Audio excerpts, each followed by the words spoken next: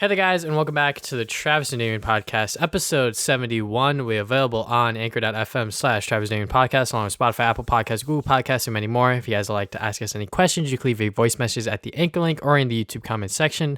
Today, we're going to be talking about general gaming news, including Marvel Spider-Man 2 and Nintendo denying the 4K Switch Pro. Then we'll get into our recent activities, including Metroid games, Venom 2, and anime/manga. Afterwards, our thoughts on Marvel's What If episodes 7 and 8. Next, our review of Star Wars Visions. Furthermore, our review of Life is Strange True Colors. Lastly, our thoughts on the Nintendo Direct. All right, so our first bit of news, I'm going first this time because we got news of Destroy Humans 2 Reprobed. So basically it's a remake of Destroy Humans 2, like they did with the first game. And THQ showed this in like some event they did. They also showed some new SpongeBob platformer, but it wasn't much news on that besides it exists.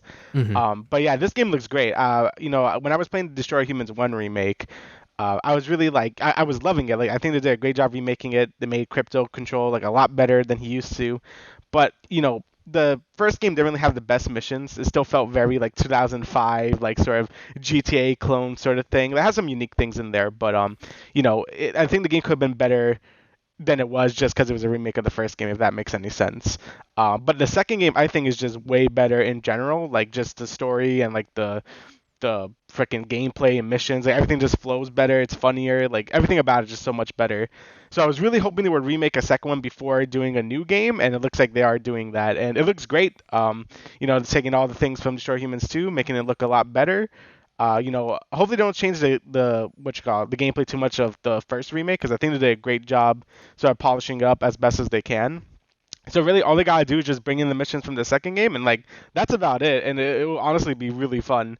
I'm very excited. I never thought this series would ever make a comeback. Ever since Path of the Furon, which was like 2008, and it did so bad. It got panned everywhere. Like it didn't sell well at all. It was garbage. I thought the series was just dead along with THQ, but then it got brought back, and the first remake did really well enough to make a second remake, and hopefully after this game they could do a new game, and we could just pretend Path of Furon didn't exist. But yeah, I'm very much looking forward to this. I'm always down for more weird like AA games like this. I think it's something that's coming back recently. I think I mentioned this before, in like the gaming landscape, I guess, where we're starting to see a lot more weird games or more mid-tier games as opposed to just indie games or AAA games. So I think that's always like healthy for like just gaming and shit. So I'm very very excited for this. Just a game I used to play a lot as a kid. So yeah, very much looking forward to it. Yeah, I mean, Destroy Humans is a series that you introduced me to, and I enjoyed the first game. I've actually never finished the second one, so this might be a chance for me to get into this one. But Path of the Furon was actually the one that I played the most, and I actually played from start to finish, and I actually really enjoyed. So whether or not they decide to remaster that one, it's up to them. Honestly, yeah, I think a remake of Path of the Furon would be, or I guess a reimagining would be really nice, because there's good things about it. It was just really, really buggy, like, and clearly not finished. They Yeah. rushed it just to get it out there. Mhm. So I would love to see a reimagining or something of it. If they don't want to do that sort of like direction for the series, then fine. But I would really like to see like a finished Path of the Furon. I think that would be pretty cool. Yeah, because one thing that I remember when I played that game back then was that the game definitely did not look like an Xbox 360 and PS3 title. It definitely looked like, somewhat in between that generation and like the PS2. So, them bringing this series back because the first game did so well is like pretty cool. So definitely the second one, hopefully I will be able to play. I actually do have the first one physically on PS4. I just haven't opened it yet or even popped it in. So one day I will definitely go back and replay that game, because I definitely have some memories of waking up on like Saturday mornings in like middle school or whatever, and like playing the first game and just enjoying it for what it was. So it's definitely very cool to see that this series in particular come back, because it definitely has a very small cult following, I feel. So Yeah, that's why it always surprised me when like these things come back. I feel like nothing's ever dead anymore. Like it's always gonna get revived in some way or another. And I'm just very happy that this series had a second chance for some reason. But I'm not gonna be complaining. yeah. All right, so the next bit of news, because of The Last of Us Day, they gave us a first look at the HBO series that they are developing with Pedro Pascal and that actress from Game of Thrones. I forget her name, something Ramsey. Uh-huh. But the first image, I mean, this shit looks phenomenal. I will 100% say that firsthand when I saw this on my timeline on Twitter. This looks like just like we don't even see their faces. Like just from the back look and the environment that they are currently in, it looks like a faithful reimagining of The Last of Us, but adapted into a HBO series. And I cannot be more excited than I am now because now that we see these actors sort of take on their costumes and we get to see what the world kind of looks like. I am very curious to see what the clickers are going to look like because I feel like that aspect of the show is definitely something that The Walking Dead has elevated a lot within their show, and another sort of live action zombie show. I wonder on how The Last of Us is going to handle that aspect in particular, but I'm very much looking forward to the HBO series now. Yeah, I mean, yeah, just from like this picture, it looks like I'm not lying, it looks like the game. I think they did a good job with like the costumes and stuff. Obviously like we have to see it when it actually like shows up. If it Hmm. follows the story. I mean, I don't know how much more different it's gonna be if it's gonna just be like a straight up like recreation and not much else. But Hmm. I actually think it's pretty neat. I think Last of Us as a show could do really well. Like I think it's one of those games that lends itself to be like a show or a movie. Say them more Uncharted actually. That's why it's pretty smart that they're doing that. Games that don't work like that is like Monster Hunter, right? Like why is that a movie? So games like that probably don't deserve to be a movie. But Last of Us I think is already a pretty cinematic like adventure, so Hmm. it makes sense for it to just go to the mainstream like HBO and stuff. So. Yeah, from what I'm looking at, it looks really good, and maybe because I still have never played Last of Us One. Probably should do that before watching this, but yeah, if it gets more exposure to people with The Last of Us, I guess that's always good. And Naughty Dog seems to want to expand this franchise even more, I guess. So I guess they're doing a good job at that. Yeah, I mean, definitely. I know that there are people out there that only watch like the Last of Us movie with like just the cutscenes on YouTube, and that's just the way that media is today, where people can do that and sort of get away with it and be like, yeah, I know the story of The Last of Us, but they never played it. And that's fine. And I feel like that this series is going to bring more eyes on the game and the franchise itself. And it looks like that they are going in the right direction. And I just cannot wait to see the first image of them or the first trailer where we get to see them in full costume, actually see what they actually look like with their faces, obviously. So I'm looking forward to this series now. Yeah, and again, like I think with certain video games, like I said, it just makes more sense. Like, some anime to live action adaptations don't always work just because it's more Hmm. like stylized and crazier. But again, Last of Us was right, like pretty grounded, so like I think you could do a pretty easy like transition here. Hopefully that's not like famous last words there, but I think it'll do well. I think it'll do well. Yeah. All right, so next bit of news here. Marvel Spider-Man 2, they're saying to expect a darker story. And we got a quote here saying, if the first Spider-Man was Star Wars, Spider-Man 2 is going to be The Empire Strikes Back, saying it's going to get a little darker. So just from all of that, I mean, I've already been predicting this since Miles came out, but I think Peter is definitely going to die. But like that's just what my thought process is. Obviously, I don't know. Like, this is Hmm. not a spoiler because it's just a guess. But I definitely think Peter is gonna die, and I think there's gonna be one more Spider-Man game in this Sonic like sort of trilogy, and it's gonna be just Miles. I think that's how it's gonna go down. It might have some other stuff in there with Venom being a little more tragic or whatever, but that's just my big prediction is that I think Peter's gonna die. Yeah, and people are speculating that they might adapt even further into Craven's Last Hunt because of this quote saying that it will be a lot darker.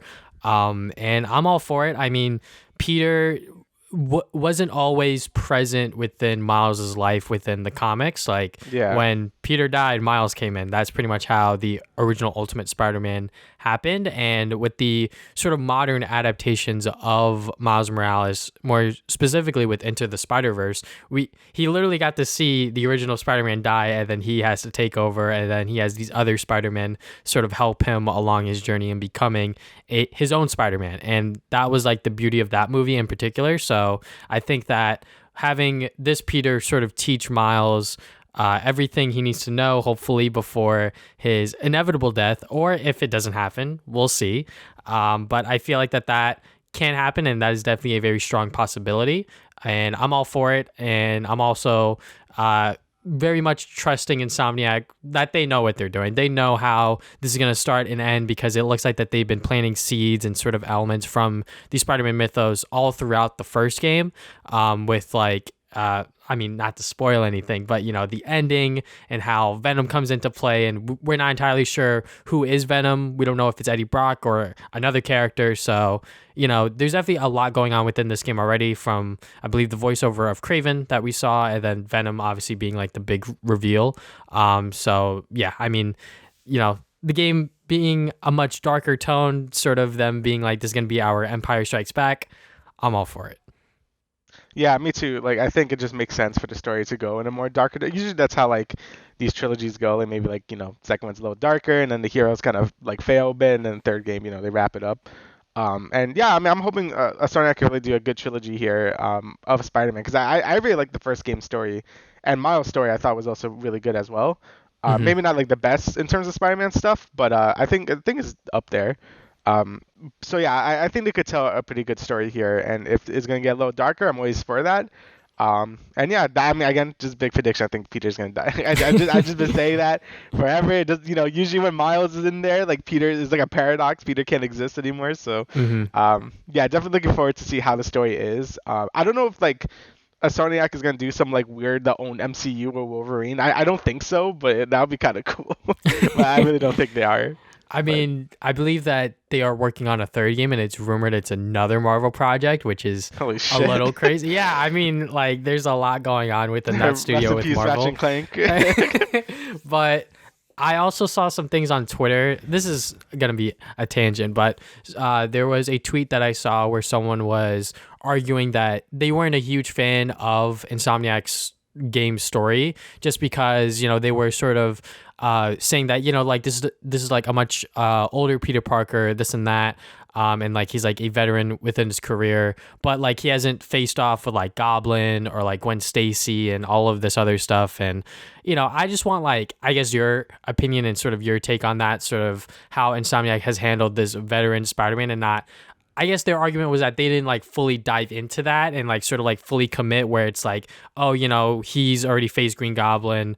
Gwen Stacy died. He went through all of this tragedy already, because it seems like from like a surface level within the game, where it's like, his main bad guy seemed to be the Kingpin, and he's been the one that's been giving Peter the most trouble throughout his career. So, I mean, me personally, I just think that every single adaptation of Spider-Man has been different in some way, shape, or form, whether you like it or not. And a lot of people will point to Tom Holland's Spider-Man as like a bad adaptation. Personally, I think that it's a fine adaptation for what the cards Marvel Studios were dealt with. But I mean, Insomniac's story for Spider-Man thus far has been good, I would say. Yeah, I mean, I agree with you. Like every adaptation of Spider-Man is different, and I don't really get like why, like like each Spider-Man is probably gonna face a villain in some different time. And I would say Spider-Man, this Sonic Spider-Man is a veteran for like just taking down Kingpin like himself, just because that takes like forever, because he's a Kingpin, so it's gonna take a while to take him down. I think he fought Vulture before as well. Um, Yeah. I mean, like, but obviously, like, all of the other villains were sort of like sprinkled yeah, in there, but like, I guess instead I, of like the Green like the Goblin, big it was, ones, yeah. yeah. I guess instead of I, like the Green Goblin, it was the Kingpin as like his main villain, but go on. Yeah, I think that's fine. I mean, it's just how they like tell it, I guess. Like it doesn't really matter when it's introduced. Like they would probably just want to save those big villains for the actual video games, which makes sense. Like you don't Hmm. have to fight those villains to be like a veteran Spider-Man. Like he already fought a bunch of super villains anyway. So yeah, obviously they just want to show him that, oh, he knows what he's doing, but he's still gonna face like maybe like more tragedy for the first time when we see it in the games, when he fights like Green Goblin or Venom or Doc Ock or whatever. You know what I mean? So Hmm. yeah, I don't really get why that's an issue for some people, because he's gonna fight different villains at different times. Like, there's only like a few villains maybe each Spider-Man fights like once, like in the beginning, like usually it's like Vulture or whatever, or some C tier villain. But it's like, yeah, like those big villains are always gonna be safe for like a bigger moment. So Yeah, and I definitely agree with your sentiments there, because people on Spider-Man Twitter in particular always have different takes and different opinions, and some of them I'm like, oh, you put Amazing Spider-Man 2 as like your favorite Spider-Man movie, and All right, like well, they were that's why you not know to not listen to their opinion. they were not bullshitting around, and like their opinion on Spider-Man 2 that Sam Raimi movie, I'm like, oh, okay, but that was just sort of that was just something that I wanted to bring up because I thought that it was interesting related to this version of Spider-Man. But we will move on from there. PlayStation has acquired BluePoint Games. So I believe that this was, I think they accidentally posted this picture or something. Yeah. Like, yeah, it was like BluePoint Games instead of another studio that they Housemarque, acquired. I think, for Yeah, Returnal. so Yeah. I'm pretty sure people knew that this was going to be inevitable, especially since because the studio was so successful in their remastering of Demon Souls and Uncharted, along with Shadow of the Colossus. Yep.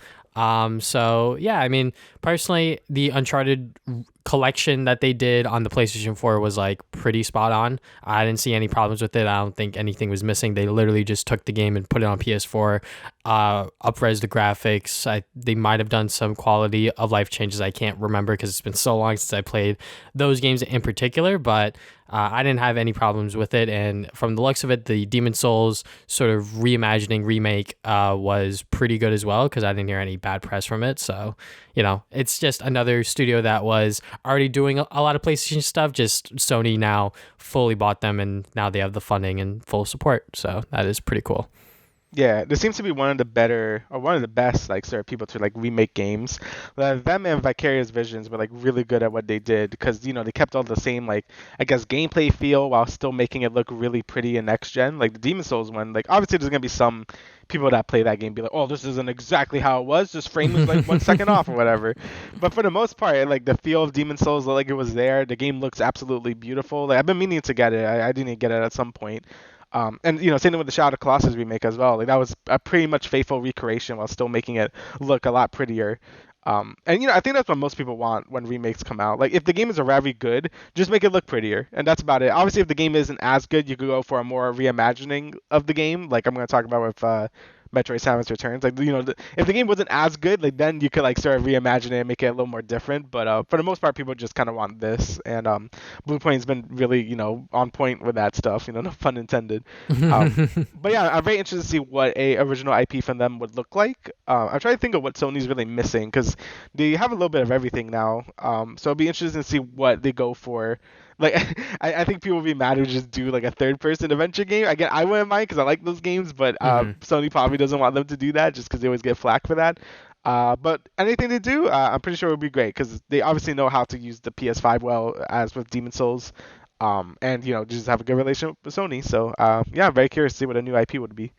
Yeah, I mean, I would say that Sony might keep them in that lane of just like remaking stuff, but if they do decide to take on a new IP, a brand new project, I'm sure that they'll be like, all right, give us some ideas and then we'll get back to you. And then Sony will pick whichever one that they feel is best and then go from there. Because, if a studio is sort of just like, all right, so just do this, and then they might not be motivated enough to like get it fully done. So, but obviously BluePoint Games has been doing what they have been doing, and it's been working well for them, which is just remaking great games, and they just make them look good. And yeah, I'm curious to see what their next project is, just because of how successful Demon Souls was. So yeah. All right, so next bit of news here. So this is more a follow-up to the Scarlett Johansson and Disney case, or I guess like court case thing. Well, that's been settled, basically, in this article here. Scarlett Johansson is basically like, we're good now. Basically, they're not going to disclose the settlement, and they probably won't. But apparently, she wanted $50 million payout from the studio, so we could assume that she probably got that plus some, because she just says, "I have to resolve our differences with Disney. I'm incredibly proud of the work we've done together over the years, and I've greatly enjoyed my creative relationship with the team. I look forward to continuing our collaboration in years to come." So obviously, it looks like they're in good terms now. Yeah, Disney probably just gave her a giant bag of money and just be like, "Okay, it's okay now. Please don't make a scene." And she probably just took it, which I probably can't blame her. I mean, that's mostly what she wanted anyway was just to get like Money. I guess, yeah, money, I guess.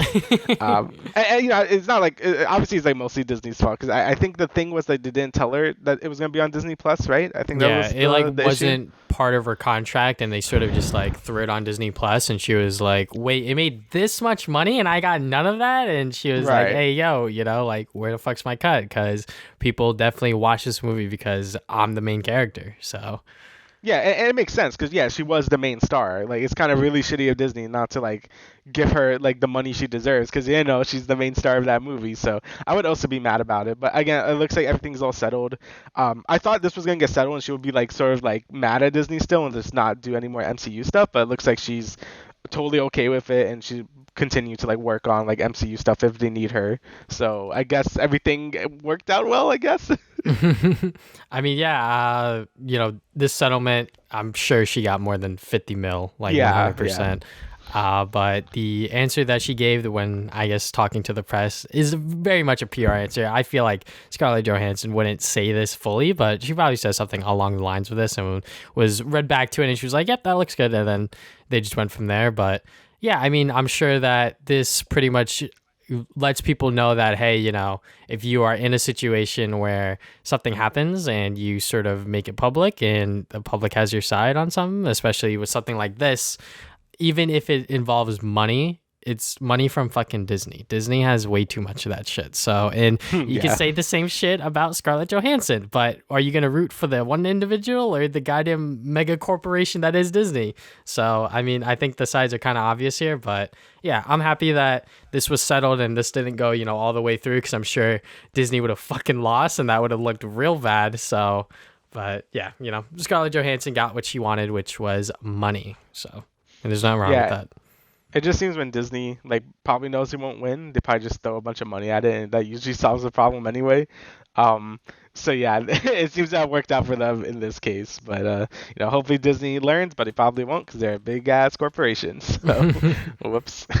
Yeah, and on that note, we will go into the Nintendo sort of 4K Switch Pro thing. So this is very interesting, and I find it to be very hilarious that Nintendo responded as quickly as they did. So pretty much Bloomberg made another article saying that there are at least 11 game developers, one of them being Zynga. I don't know why they mentioned Zynga, but they mentioned Zynga and they were like, hey, you know, like these developers are, they have Switch Pros and Switch Pros that can do 4K development kits, this and that. And Nintendo Japan came out on Twitter very quickly, by the way. I believe this was literally the same exact day, literally like 3 hours later. They were like, hey, we don't have a 4K Switch Pro, just to like tell their investors, their customers to like, hey, if you want to switch, either get the OLED or any of the other models because we don't have a 4K Switch, so please stop waiting. The only new model that they have is the OLED model, which I just mentioned, but yeah, I just find it very strange that they responded to it very quickly because the previous reports, they sort of were just quiet about it, which is fine. But, you know, this one, they were very much like, hey, like, fucking stop it. Stop with these sources and these claims because, I mean, it could also just be Nintendo lying because I believe someone brought up a point with the Wii U where they were like, hey, you know, like, we are still making Wii U's, like they are still in production, and then I think like the same week or some shit, like they stopped production, which like technically they weren't lying because they were in production, and then when they reported they weren't in production, they weren't in production. So, you know, they could be lying here, they could also not be.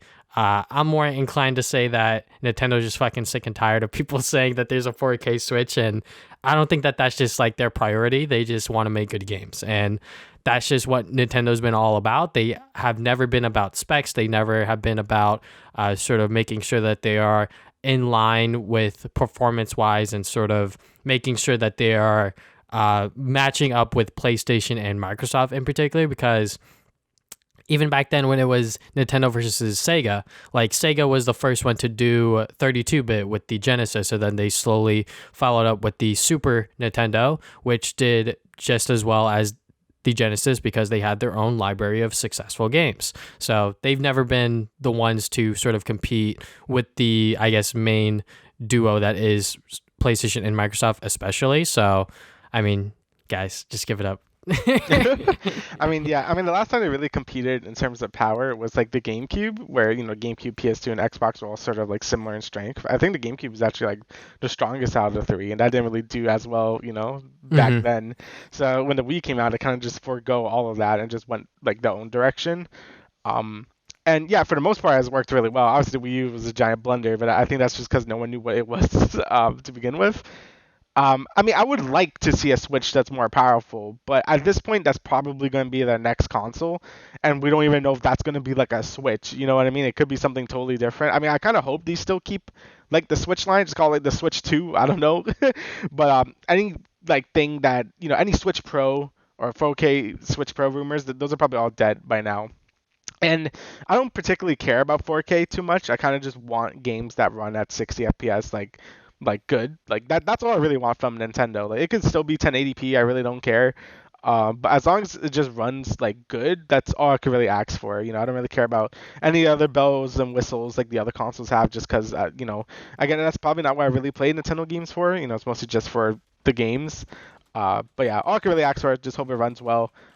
If you're still waiting for a 4K Switch Pro, that isn't happening. I really don't see it happening. The only new model they're making is this new one that's coming out, and that doesn't really do much besides give you, I think, a bigger screen, but like just a little bit, and like a Ethernet port. I think that's it.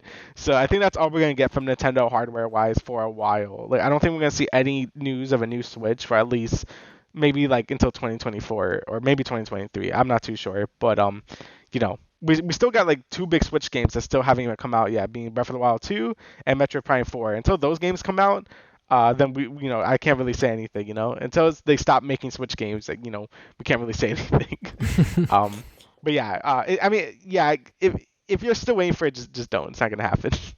Yeah, and I mean, I'm sure Nintendo really like are just like I said, fucking sick and tired because they literally just announced the OLED model like a couple months ago, and they're like, yeah, this Yeah. is like our new model, and like other people from Nintendo, when asked from the press, are like, yep, there are no other models in the works, and yeah, I'm sure that they're just sick and tired of it. But then again, next episode they could have been lying and something else could have been announced, but I highly doubt that because I don't know why they would announce this OLED model and then have another model announced on top of the one that they just announced to sort of compete with each other, because Nintendo is always a competition with itself. They aren't really, I mean, like they are always competing with PlayStation and Microsoft, but like it's always within like their own lane, if you will, because they have their own audience, they have their own sort of titles, this and that. So it's never like direct competition, but it also kind of is in a way. I'm not sure if I'm making sense here, but No, I get you. Yeah, like they're still in competition because they're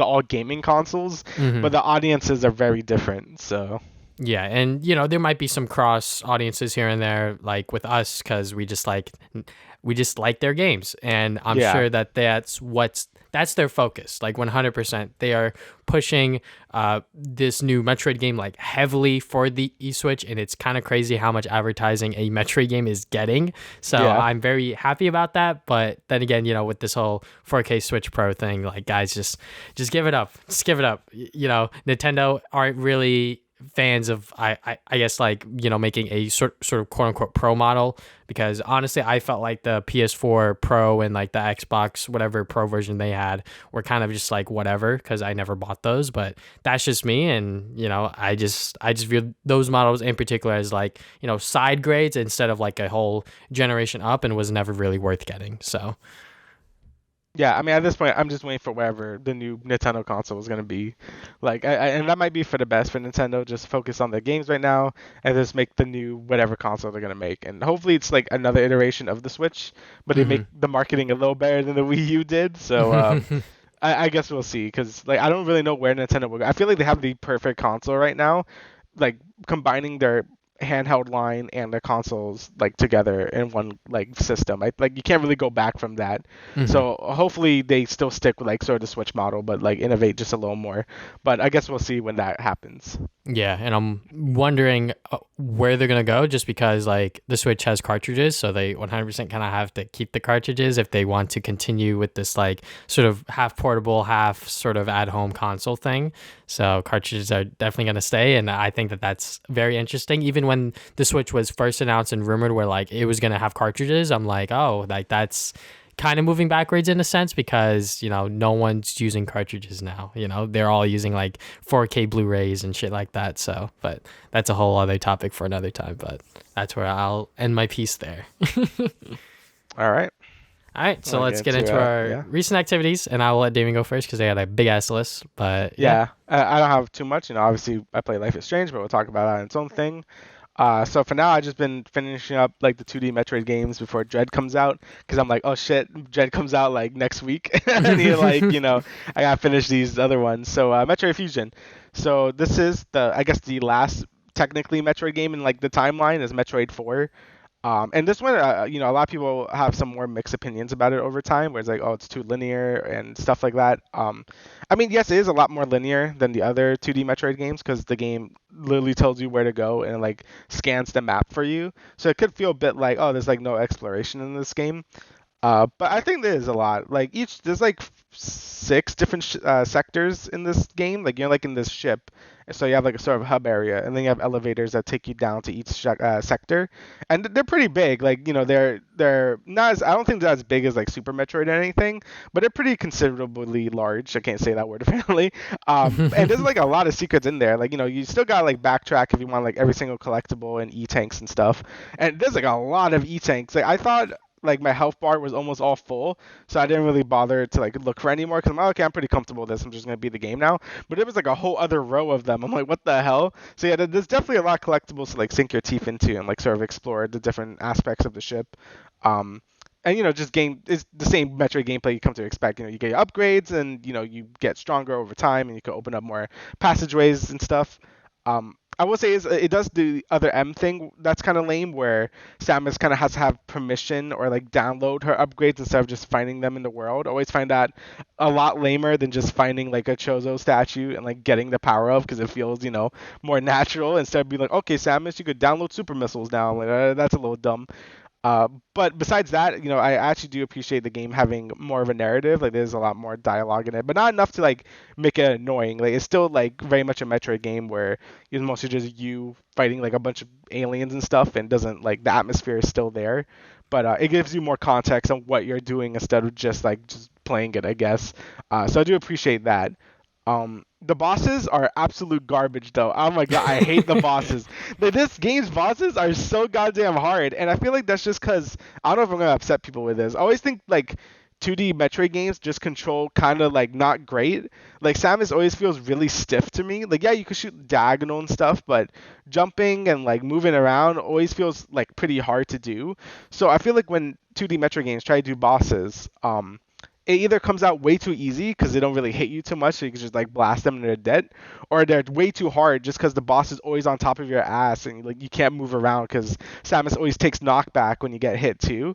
So it just makes it from really frustrating boss fights. Like I think the one that I hated the most is Nightmare, which is towards the end, and it seems I'm not alone because a lot of people hate that boss too. That thing sucked. Also like this like giant spider thing that again would just like bounce around everywhere, and it's just like I can't move fast enough to deal with this. So yeah, the bosses in this game are definitely like kind of just annoying, but I think everything else about it is really cool. Like I like all the, again, like I said, I like all the different sectors of the ship. I think they all had a lot of different variations in the environment, even though you're in this like sort of giant like spaceship essentially. Like there's like a icy area, there's like a dark area, a water area, fire area, about what you expect. But I think they did a good job sort of mixing that with like sort of like the spaceship design as well.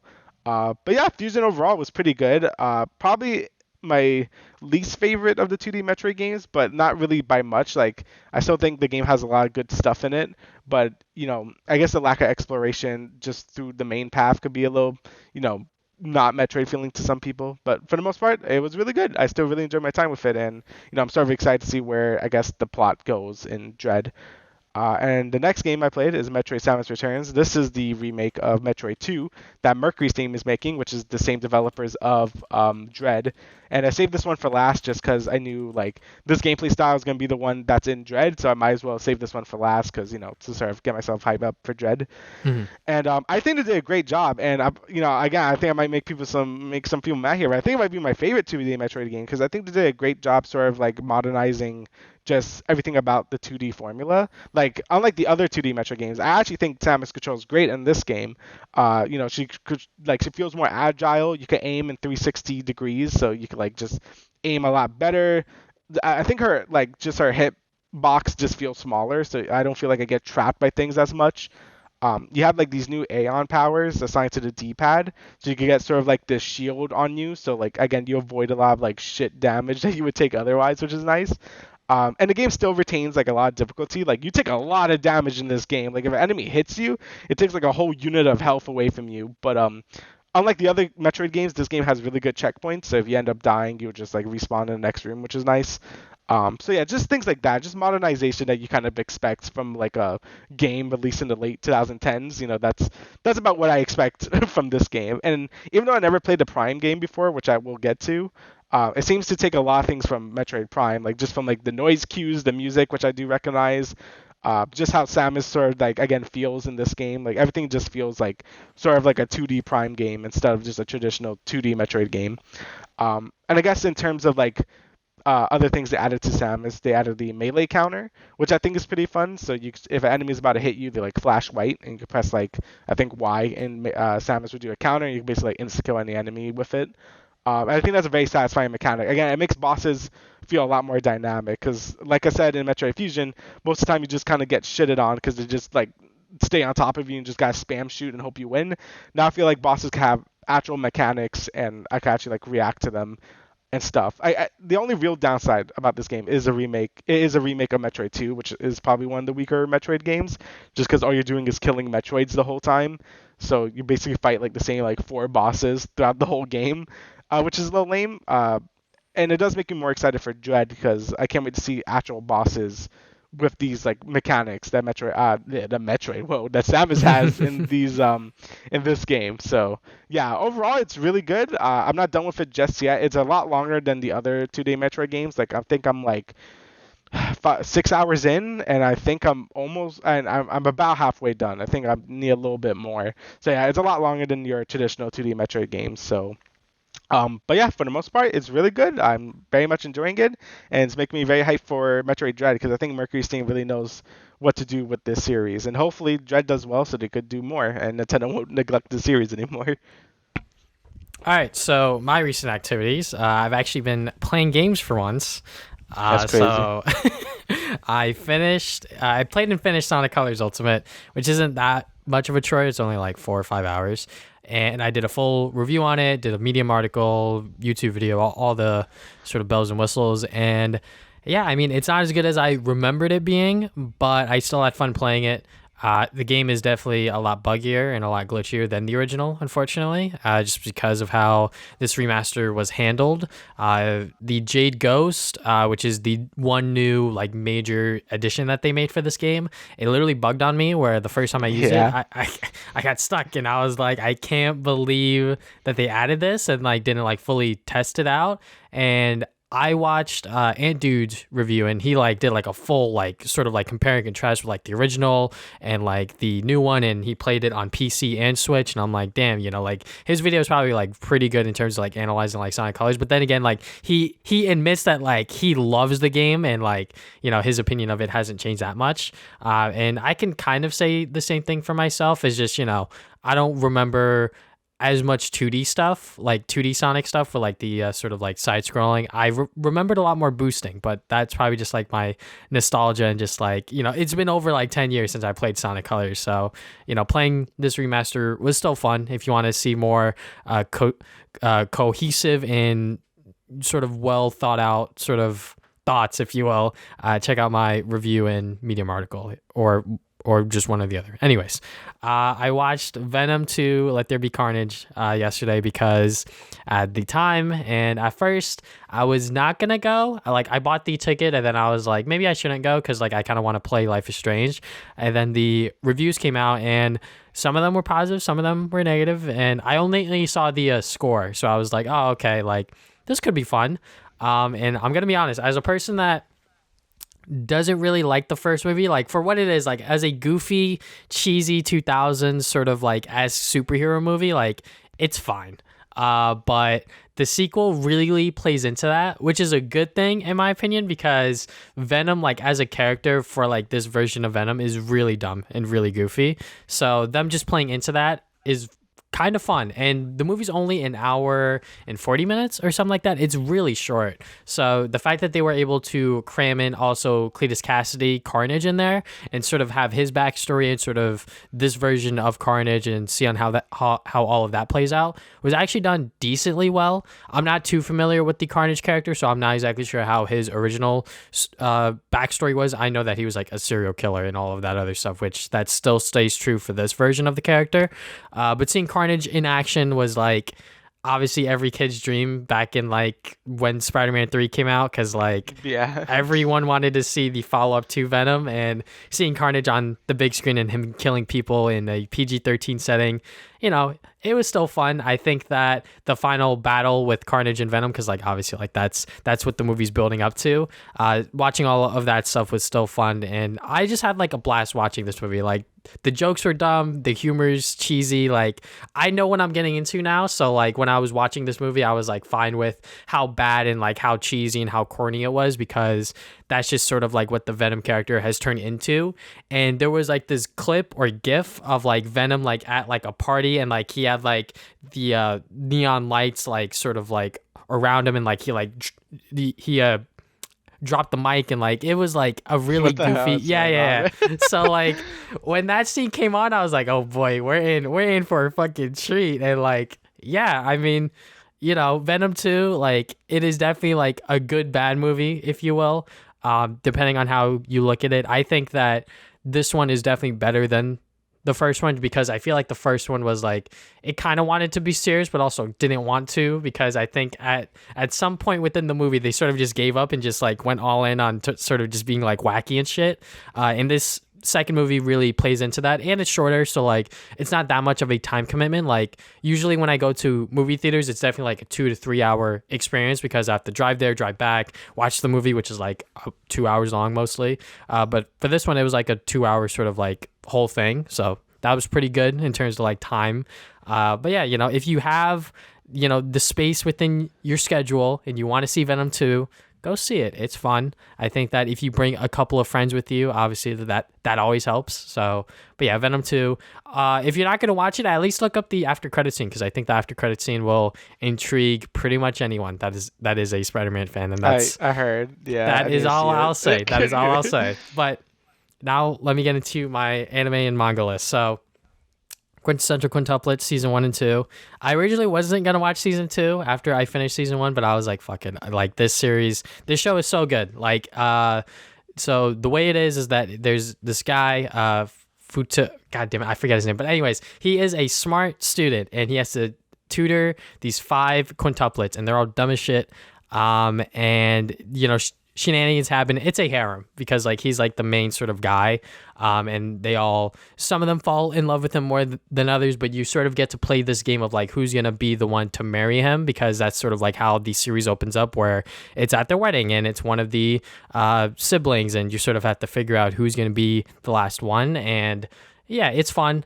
Season 2, the drama is like so good, and I really enjoyed season 2 because of that aspect. And honestly, Damian, like because you liked Rent a Girlfriend so much, you should definitely like give this show a shot whenever you can. And I think that you'll enjoy it. But yeah, there's gonna be a movie, I believe, of this show. Instead of like a season 3, they're just gonna do a movie to round out the rest of the series. So right. Yeah. Oh, is it that short? I mean, like after season 2, I'm pretty sure we're like pretty far in. yeah, it's kind of short. So like I don't know when the movie's gonna come out. I think that'll be like next year or something. But I'm looking forward to that because I feel like whatever's gonna happen towards within that movie is gonna be like drama, like spice, like 100%. Drama. Yeah, I'll Uh, probably give it a try. yeah, I already bought all of the manga volumes, so whenever I get to that, I will definitely read up and see who ends up with our main character. But Laid Back Camp season 1. So the best way I could describe this is it's a cute anime girls going camping, which is what more can you ask for that? And yeah, I learned a couple of things about camping.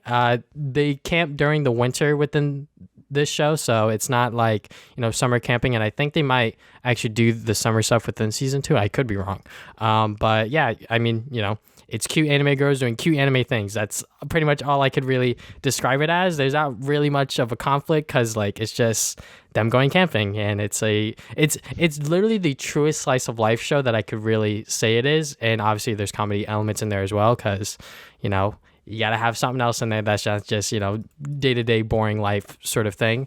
But yeah, Laid Back Camp, it was good. It's not for everyone. I could definitely say that because it's just cute anime girls doing cute anime things. One Piece, I finished the first arc, so now I'm on the second arc, which is like 60 episodes in, and Oh my. I skipped my first chunk of filler, which was kind of good because now I'm like, nice. I get to go from episode like 53 to like 61. So I'm like, all right, cool. And Jesus. yeah, I mean, the first arc took like 50 episodes in and of itself, which is kind of crazy. But yeah, One Piece, it's still good. The characters are funny. The action is great. Luffy is still the biggest idiot I've ever seen, but that's just how shonen protagonists go sometimes. And then some manga I have been reading, After the Rain. That is the show about the 17-year-old girl that falls in love with her manager that's like 45, but like the 45-year-old's like not into that. So they sort of more or less become friends, and they sort of discover things about themselves through each other. So that's sort of like the whole wholesome aspect of the show. So if you're interested within it, definitely watch the anime first, I feel, because I think that you will get a pretty good idea of what it's about, or just jump into the manga because I think the manga is a little better just because it does take its time fleshing out its characters, fleshing out the other characters, especially the sort of manager character. We get to know him more and sort of see his side of the story a little more. I could be wrong. There could have been some scenes within the early episodes of the anime that I just like don't remember. But yeah, After the Rain is still pretty good in the manga form. This one's gonna be interesting. My Dress Up Darling. So this one is about this girl that wants to get into cosplay, and you have this guy character who does like Hina dolls. So like he's familiar with like how how to like make clothes in a sense. So like she gets him to sort of help him with that, but like he's like the outcast and she's obviously like the popular girl, everyone wants to date her, this and that, so that dynamic's very interesting. But yeah, it's pretty much a comedy romance slice of life. There are some ecchi elements, but that's sort of like Nice. it doesn't take the forefront, I will say that, but definitely when I'm reading it before bed, I'm like, oh, okay, I don't know what the fuck's going on here, but I'm gonna just quickly go through it. But yeah, I finished the first volume. Halfway through the second volume where like she finally like puts on the full costume of her cosplay. So yeah, it's pretty wholesome. I'm gonna be honest, it's not like as like ecchi as I thought it was gonna be. So that is a good thing in my eyes. But that's pretty much everything that I've been doing. Now let's get into the Marvel What If episodes. So spoilers for both episodes 7 and 8. Which is the Thor episode and then the Ultron episode. So if you guys don't want to hear spoilers, you can leave now and skip to another part of the podcast or whatever. So what do you think of these episodes, Damian? So the third one was fun. It was like not like I didn't know what to expect from that one, and I'm like, okay, I guess we get that. Kind of felt like a Cartoon Network show, like a plot point from there. So I'm like, okay, I mean, it was fun. I enjoyed it. The Ultron one is definitely like I didn't expect there to really be like a plot in What If. Like I thought it was all gonna be just separate stories.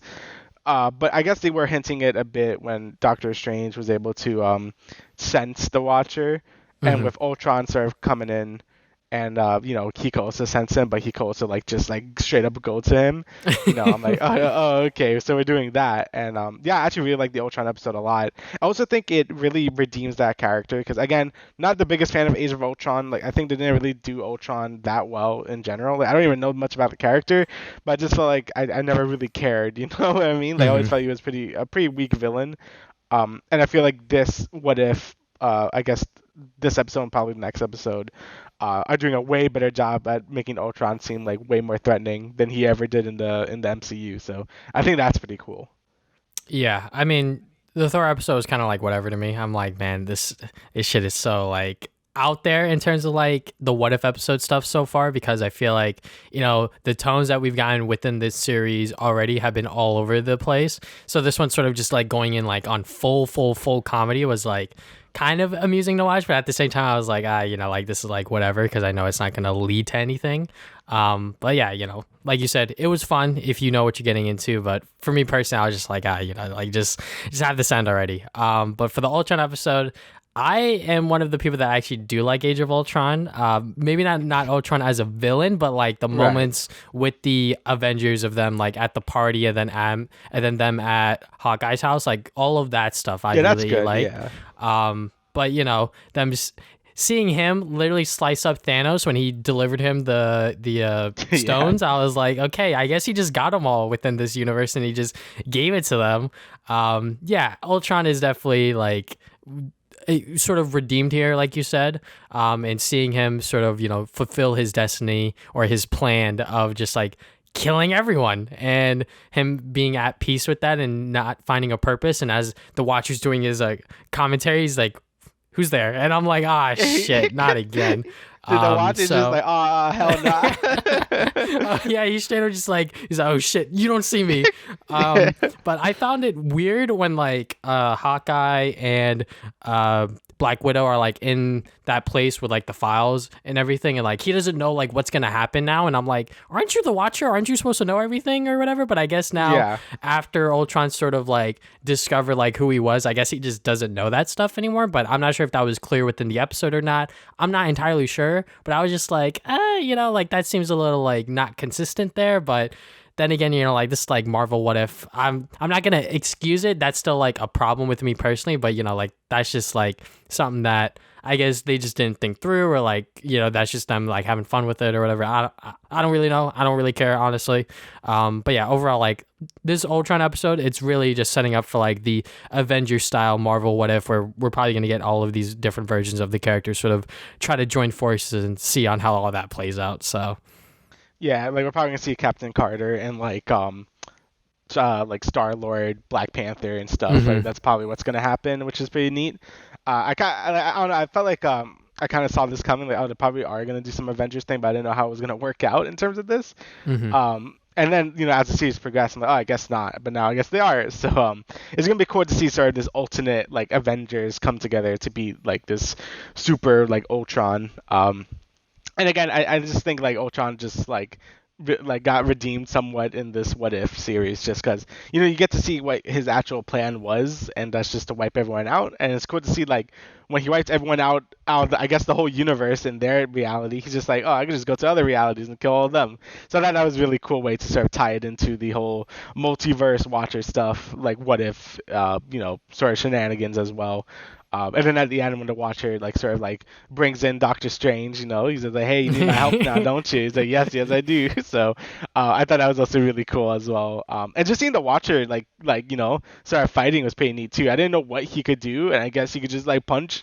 So that's pretty neat. It was a really cool fight scene when he's like breaking through all the different realities. I thought that was really cool. Probably one of the better fight scenes of this series. And yeah, I think it's just a really creative way to do it. I don't know how they would do a season 2 now because I feel like this is sort of just like you could just end it here with like making like a multi-dimensional Avengers, but I guess we'll see. Yeah, I'm sure that there are discussions about them doing possibly more, and they're probably thinking like, like what are we gonna do after this? And I feel like that they could stop here. Honestly, I don't think we need more.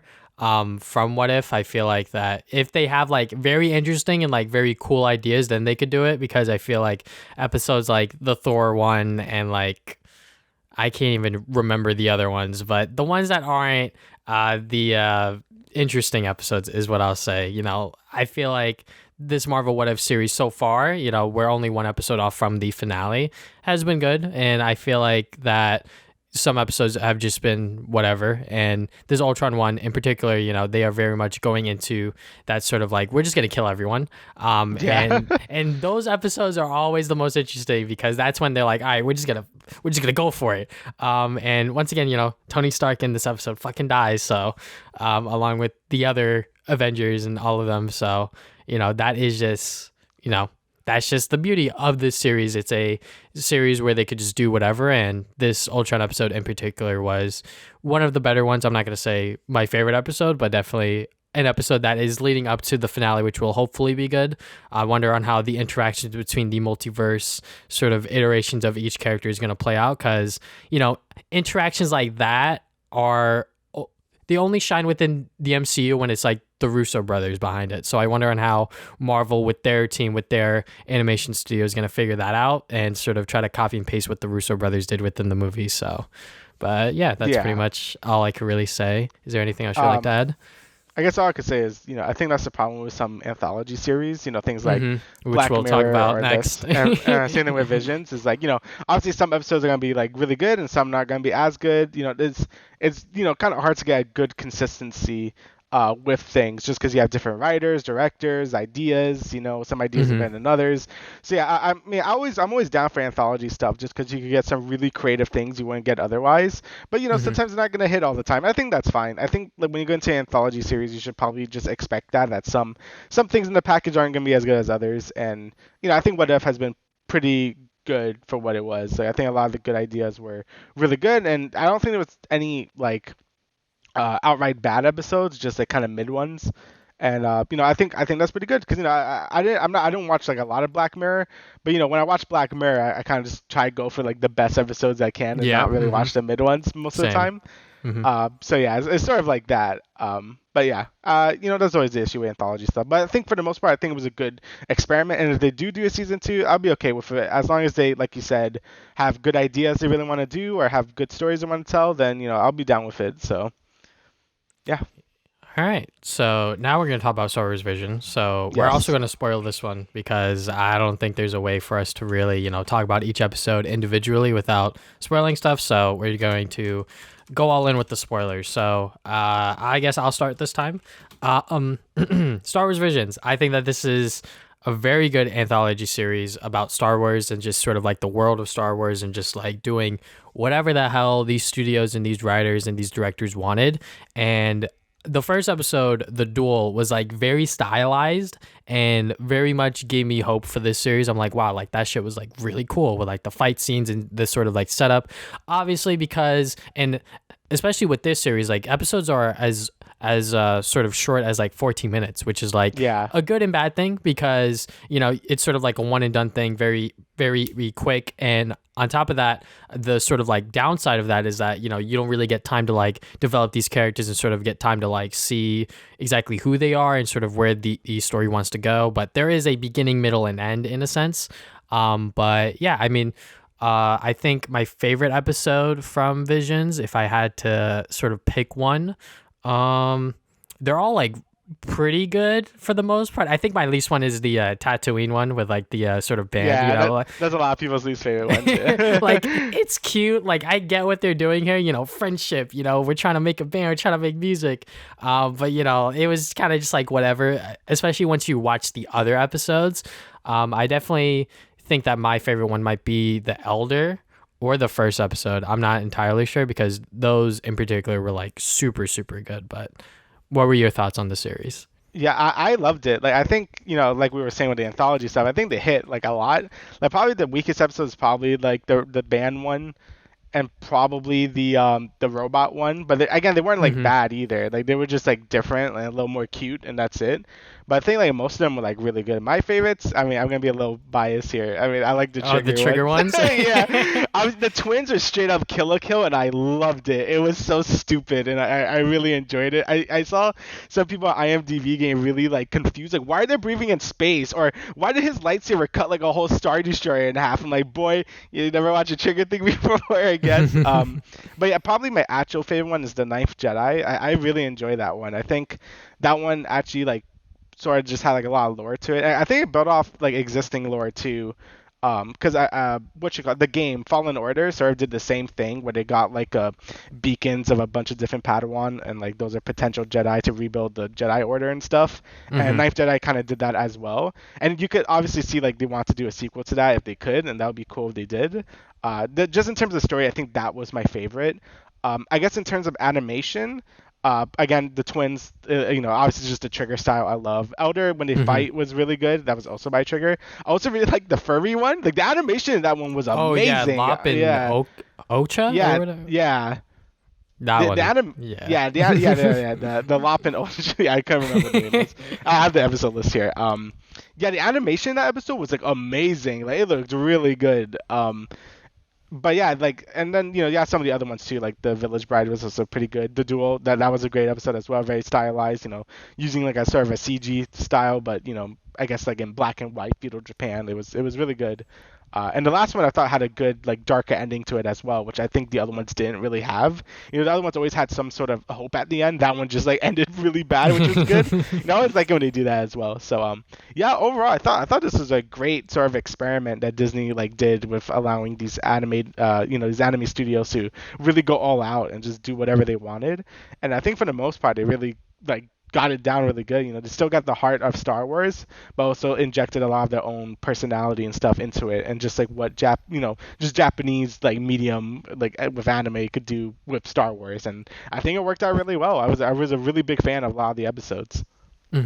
Yeah, I mean, just seeing how different like each studio sort of took their story and sort of their direction was really really fun, and I really also liked the what's it called, Lop and Ocha episode, because I think that episode in particular, like the setup for it, the sort of climax, the finale, like I really liked how that episode sort of played out as a like anthology one-off episode, because it really does sort of hit home that idea of like family, where like family is like the people that you kind of choose, but there's also a family that you sort of come into as well.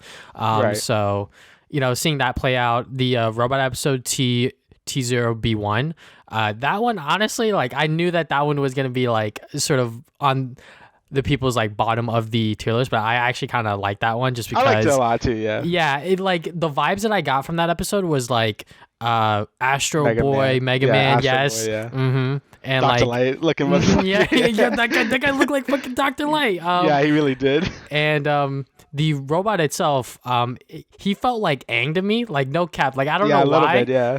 I was like, like he feels like Aang, like in a sense from Avatar: The Last Airbender. So yeah, I don't know, something about that episode. Like I definitely wouldn't put it on top of my list if I had to like rank these, but it would definitely be like sort of towards the bottom of like the positive episodes. Ninth Jedi is like a pretty good one as well. But yeah, just like overall, I really like this series, and I like that they dropped all of the episodes at once instead of like with Marvel What If, where they're trying to like keep the conversation going and like have episodes be weekly. Them dropping this all at once is fine, because Star Wars fans, I'm sure that they know the goddamn Star Wars fan base and the Marvel fan base to a certain extent. Like they are very like particular and very picky with like what they like and what they don't like, especially with like when you touch like the sort of Jedi lore and all of this other stuff.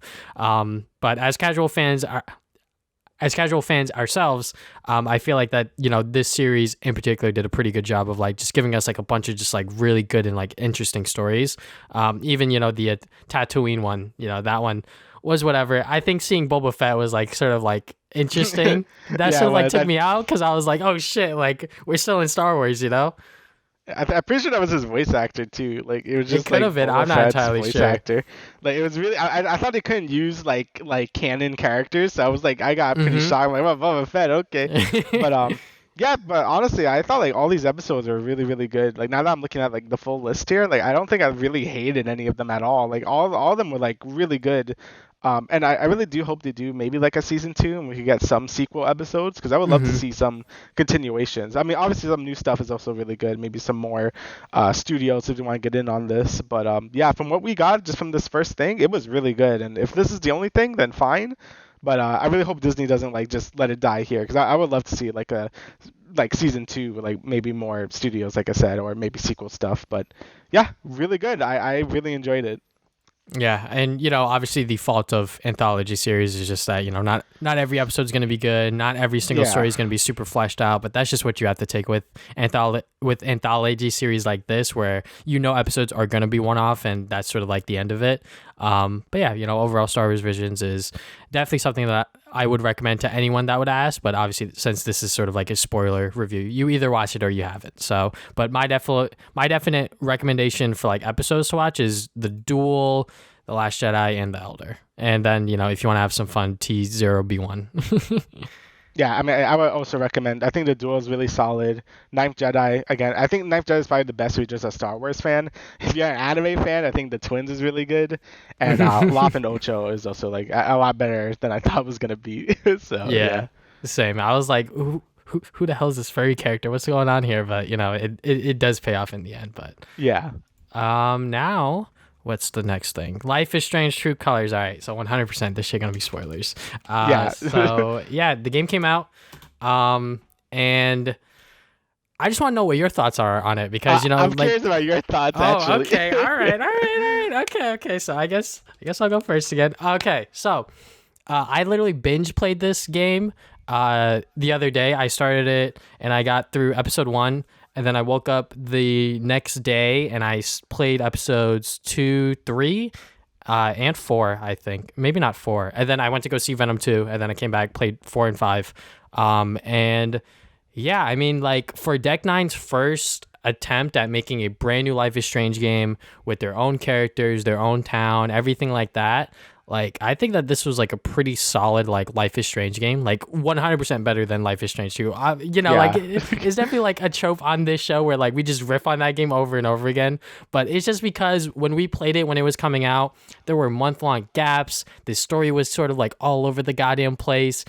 The characters, Sean and Daniel, I felt like that they weren't like brothers, like really, and sort of like having the game mechanic be you teach Daniel how to be a good kid was sort of like not all there for me. But now that like this game in particular, True Colors, you get to see how people are truly feeling through the colors that they emit because of Alex's powers and sort of like her backstory of having mental illness and like her journey going through like many foster homes and sort of her struggle, and seeing her be reunited with Gabe for only one episode, unfortunately, and seeing on how she has to like now unwrap this mystery and everything like that. Like, honestly, like I really enjoyed True Colors for what it was. It's still Life is Strange, so you got like the corny jokes, the corny dialogue, all of this other stuff.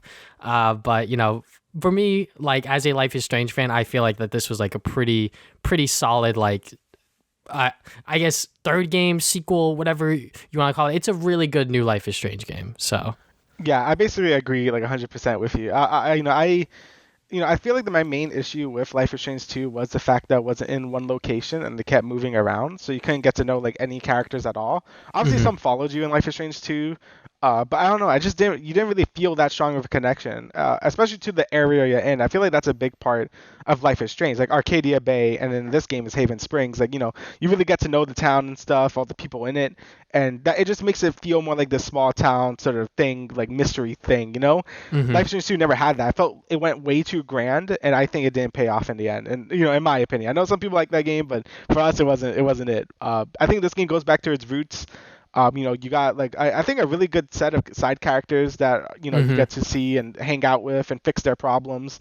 With Alex's like empathy power, which again, like I said in Life is Strange 2, is I wanted a more subtle power in the next Life is Strange game, and we got that. It's basically mind reading plus you could feel what they're feeling, which I think is really neat. I think it gives that like a little spice to what I initially said. So I think that was a really cool sort of like side effect to her power. And I think I wish it did a little more with it, but I think for what they did, I think it was pretty good. Like I think Life is Strange 1 still had the most fleshed out power in terms of like gameplay wise and what you could do with it. But I feel like this was also a really neat like power, and I really did enjoy it. And again, all the characters I felt were really good. Really good. I felt like there weren't too many of them. You got to know them throughout the town and throughout the episodes. Steph and Ryan probably being the biggest two, and Gabe being like the bigger ones. And I Hmm. thought they were all great. I really love Steph. I thought she was really good. Ryan, I don't know who you romance, but Oh, Ryan, one right, like when it comes to Life is Strange, look, I'm always gonna go for the LGBTQ relationship, like 100%. Because honestly, like when I saw Alex, like she felt like a character that could get with Steph, and like they were kind of vibing too, you know. And like yeah, after Gabe's death, I don't know, Alex and Ryan, like I don't see that sort of relationship in my eyes. I don't know, me like either. Yeah, there weren't like moments where I was like, oh, like they're like getting close, and like they're sort of like flirting with each other. Like obviously like there's like dialogue moments where you could like sort of like force that, but within like the natural story, like I felt like her and Steph had a lot more going for them, and also like in my opinion, like I know Steph and Ryan were both close friends with Gabe to begin with, but even like the sort of concept of like dating someone that was close to your family, brother, cousin, whoever, is a little weird in my yeah. opinion. So, either way, those were like the only two like love interests that you could really like go for. So obviously like I went with Steph because I felt like that was like the more sort of like compatible relationship in my eyes. Obviously, like this is like a sort of like graphic adventure game where you could choose whoever you want to go with, but yeah, I mean like Steph like as a character, seeing her again from I believe before the storm, Before the right? storm, yeah. Yeah, so seeing her again and seeing her character and who she is within this small town is very cool. And again, all of the other side characters. Oh my god, bro, Jed, bro, I was rooting for him. Like no cap, Yeah, same. no Same. cap, no cap, no cap. At the start of episode 4, I was streaming it on Discord to Louis, and I was like, "Yo, bro, Jed's the goat." And then at the end, when he shoots her, I was like, "No, Yeah, bro." I really did not see that coming. Usually I'm pretty Mm-hmm. okay with it, but I'm like, oh shit! And like obviously the more and more you're like walking into forest, so I'm like, okay, wait, something's gonna happen. At first I thought Jed was gonna get shot, right? I thought something Mm-hmm. was gonna happen like that and was gonna be sad, but he ended up shooting you. I'm like, I did not expect that, and I honestly thought it was a pretty good twist. I really didn't see that coming. Yeah, I mean, it sort of harkens back to Life is Strange 1 in a sense with I forget what's his name, but the teacher. Jefferson, yeah. Yeah, Jefferson sort of being the guy that, is behind everything. It does sort of play into that, which is fine. This is Deck Nine's first attempt of making their own Life is Strange game, so them taking sort of notes and pages out of that book to bring it into this one is good and fine because Life is Strange 1 worked. I'm glad we didn't move from, state to state, like in Life is Strange 2, where literally every single episode something big has to happen, and then we got to move to another location because we're moving down to Mexico. But enough about that game. True Colors, them being in a small town really let us enjoy and really get to know the side characters, which I think is like a big part of Life is Strange. And my favorite interaction was with Charlotte when she was like, "I hate Ethan," her kid, and I Yeah. was like, I mean, her feelings were valid, because like she loved Gabe and she loved who he was, and like she thought that she could just be okay with her and Ethan, but she fell in love with Gabe, and because Ethan didn't fucking listen, things happened, and her saying that she hated him, I was like, all right, like those feelings are valid, but you just have to like come to the realization that like those are your feelings and that's who you are. It's just depending on what you do with those feelings. Obviously, Ethan didn't know about her mom hating him, which is a good thing because obviously if she like lashed out at her 11-year-old son, that would have been bad. But choices, the big choices like taking away like the fear from the cop and like taking the anger from her, both choices, both times I chose to not do it because like I viewed the power of like seeing someone's feeling as like a way to like get to know them and actually like try to help them without using the power itself to directly help them, if you know what I'm saying. Right. Yeah, because I think that would be a bad. I didn't take away the feelings of Charlotte because I feel like it was too much anger or whatever, Yeah. and I felt like she had to sort that shit out herself. Yeah. Like Um, that was 100% a situation where I was like, she has to figure out on her own. Like I want to help her and I'll try to help her, but like taking the anger away from her, that's like a little too much and sort of like crossing the boundary. But go on. yeah, and with the cop. I think I did take away his fear just because I felt like it wasn't as like strong, and since I already was fearful of what they're called, the company, I forgot what they were. Oh, Uh, Typhon. yeah, Yeah, Typhon. Yeah, Typhon. I'm just like, okay, I'll take this one. 'Cause I didn't really see any other option, so I'm like, okay, and it worked out fine for me. So I'm like, okay, I guess that worked out. But Okay, yeah, so I feel. wait, what Oh yeah. happened? What happened after that? Because I honestly have no idea. Because I signed it because I'm like I don't want to put Ryan and Steph in danger. Like that was like my thought process behind it. But what He happened he just in? like he lets you walk out. Oh, okay, all Yeah, right. he lets you walk out, and then you just move on with your life. Like you get a little more paranoid, but like that's about it. But I felt like you're very paranoid, so I feel like that. I feel like that would really like because Alex wasn't angry like when she met Charlotte. Like she was just like hmm whatever. I think if you suck her fear out, then like she would just become like way like Alex would just be like lash out. So I'm like, okay, I'm not gonna do that. So hmm but yeah, I'm curious. At the end, did everyone stand up for you? Okay, so the way my thing played out was that some people stood up for me and some didn't. Okay. Steph was 100% by my side. She's like, "Yo, what the Yeah, hell?" my girl. Yeah. Yeah, yeah. But I had some people stand up for me. I think what's her name? Goddamn Caroline. Which one? The The old older one? woman. I forget. Eleanor, I think her name Yeah, yeah, was. Eleanor. Yeah, yeah. So like she stood up for me. And then what's it called? I think Ducky was still like by his side or whatever. So, but yeah, Yeah. Oh, yeah. I was gonna say. I think to get them on your side, 'cause I have all of them on my side. oh Cause shit. Yeah, yeah, yeah. because like Louis told me that like after the scene happened, I was like, "Wait, you can get everyone on your side? That must be hard." But like what did you do? So I think you just gotta help all them out. For Eleanor, cause I looked it up after I beat the game. For Eleanor, you do her little thingy in her shop when she had the dementia or whatever. So you have to Mhm. help her do all that, and then not tell what's her face oh, I forgot her name, her granddaughter. But you can't tell her about her dementia, or else she won't stand up for you. Which I didn't. Mhm. I didn't even know that was an option, so I Oh didn't yeah, do yeah, it. yeah. I didn't know that either. Um, yeah, for the cop, I think you have to suck his fear out for him to stand up for you, because he would be too scared to like say to stand up for you, I think. But I don't Mhm. know if he did it for you or not. Did he stand up for you? No, no, no, he did not. Oh, He did not. He okay. was like, "Look, just let it go." I was like, "You motherfucker." And for Ducky, I think it's after a certain point. It's not. He's pretty hidden. You go back to the bar to go upstairs, but if you go to Oh yeah, the yeah, to yeah. the It's left area, it's during the party, right? yeah, during the Okay, yeah, yeah. party, Look, yeah. I talked to him, but I didn't use like my feeling thing to like like sense anything out. Oh, So okay, I so see. then like at the end when like I see the screen, I'm like, wait, I could have done something with him. Fuck no. Yeah, it was a really good scene too. Honestly, I really like every scene where you help people, like Charlotte, Mm-hmm. Ducky, and Eleanor. Those were some of my favorite scenes, just because like I think they get the thing across of like the tragedy they're feeling without really telling you, because Alex just feels it, and like she gets some of the like tidbits of memories from them, and I think that's really good. Like Ducky never really says why he's like super sad. You just kind of like get it from his own memories. Same thing with Eleanor and Charlotte. Like Charlotte says it a little more directly, but you know what I mean. I think it was really cool how they handled all these like sort of like mental issues while making it too like in your face about it and like doing it respectfully. I thought that was really good. Like, those were some of my favorite moments in the game. Yeah, and I just really like the overall like just like arcing story. The fact that this game came out all at once, so you could play all 5 episodes like instantly or take your time.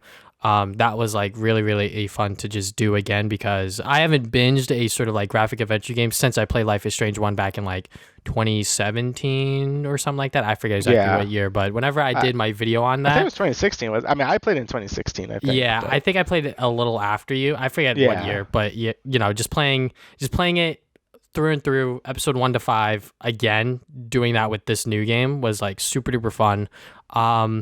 So you played on PC, right? yeah, I played on PC. Okay, so I decided to buy the PS5 version physically Yeah. because I'm like, like because I want a physical version of this game anyway. So I'm like, I'll just buy it on the PS5. Did you run into like any bugs or anything like that? No, mine was all fine. I didn't have any bugs. Okay, that's what I expected for the PC version. For me personally, Uh-oh. so there was one scene. I think it was in like episode 1 or 2 where like Jed spoke twice. Like he started his line and then he like Oh, restarted no. it. Yeah. So that was kind of weird. Mac. Okay, yo, Mac. Okay, Yeah. he's. Before I talk about this bug, Mac, like as a character, obviously, like I'm glad that they like redeemed him like very, very quickly because in every single Life is Strange game, there's a fucking character that you are going to hate, like Yeah. 100%. So within this game, they pretty much clearly started off with Mac, and Alex beats the shit out of him, and that sort of relationship with him is sort of like tainted from then on out. And then you learn more about the sort of Typhon stuff, and like his character gets redeemed in some regards. So like that was like kind of fun and sort of interesting to see. Him, him trying to run out of town is obviously not the smartest thing to do, especially when people think you fucking murdered Gabe. But yeah, the bug that I encountered was like right when you meet him on the bridge, right Yeah. after that first cutscene, when you have to look at the security camera to sort of Yeah. see his fear. My entire screen was fucking black. My Oh, screen was shit. black, but the game was still going. So like I had to like guess like where the camera was. So like I was literally walking and like moving my camera, like trying to guess. So when I finally got it, the game came back, and I was like, okay, what the fuck was that? Because that shit was weird. And then another part, the game just straight up crashed. And I had to restart from my last checkpoint, and I was like, all right, that was kind of weird. But that only happened once. But yeah, obviously the console versions, and also they're locked at 30 FPS. Yeah, that's weird. Yeah, which like I didn't mind, because like if I don't see it in 60, it's gonna be okay. But Yeah. like for the PS5 version, it's locked at 30. Are you serious? Like that is a little bummed out, because I feel like with this generation in particular, like games should 100% just be standard 60 FPS without a doubt. But yeah, what'd you think of the LARP episode? Because like me personally, like I'm not a huge person into like D&D and like LARPing and stuff, but like, doing it for this kid Ethan, I was like kind of into it, but kind of not really. I was kind of like wishy-washy during that part of the episode, because I know the purpose of LARPing for this particular reason, so it was kind of cool to do. But going back and forth with like doing like the puzzle stuff and like trying to get all of these gems, towards the end of it, I was like, I like this is getting kind of tedious. But what'd you think about it? I really liked it because just dude, when you go to a battle, I'm like, yo, it's about to be turn based, and it Yes, went to it the was. side view. I was like, hell yeah! I really liked it just because I kind of like that stuff, but. It taking the whole episode, probably maybe it could have been a bit shorter. I mean, I didn't personally mind, but I think it could have been a bit shorter, because I actually think one of the weaknesses of this game is Typhon in general, like them being like the main villain. They didn't feel as fleshed out as I wanted them to be, in my opinion. I feel like the main story of this game is more about like Alex and her issues and Gabe and stuff, rather than the evil like corporate thing.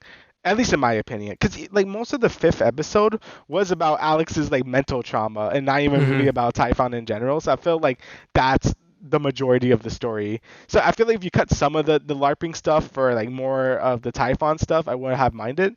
But in general, I thought it was really cool, especially like I guess the final boss, where it becomes like a straight up just RPG. I'm like, that's pretty sick. But yeah, I can see how some people would think it's drags on a bit too much. It does go on for like the whole episode. But for me personally, I thought it was amazing. Yeah, and like,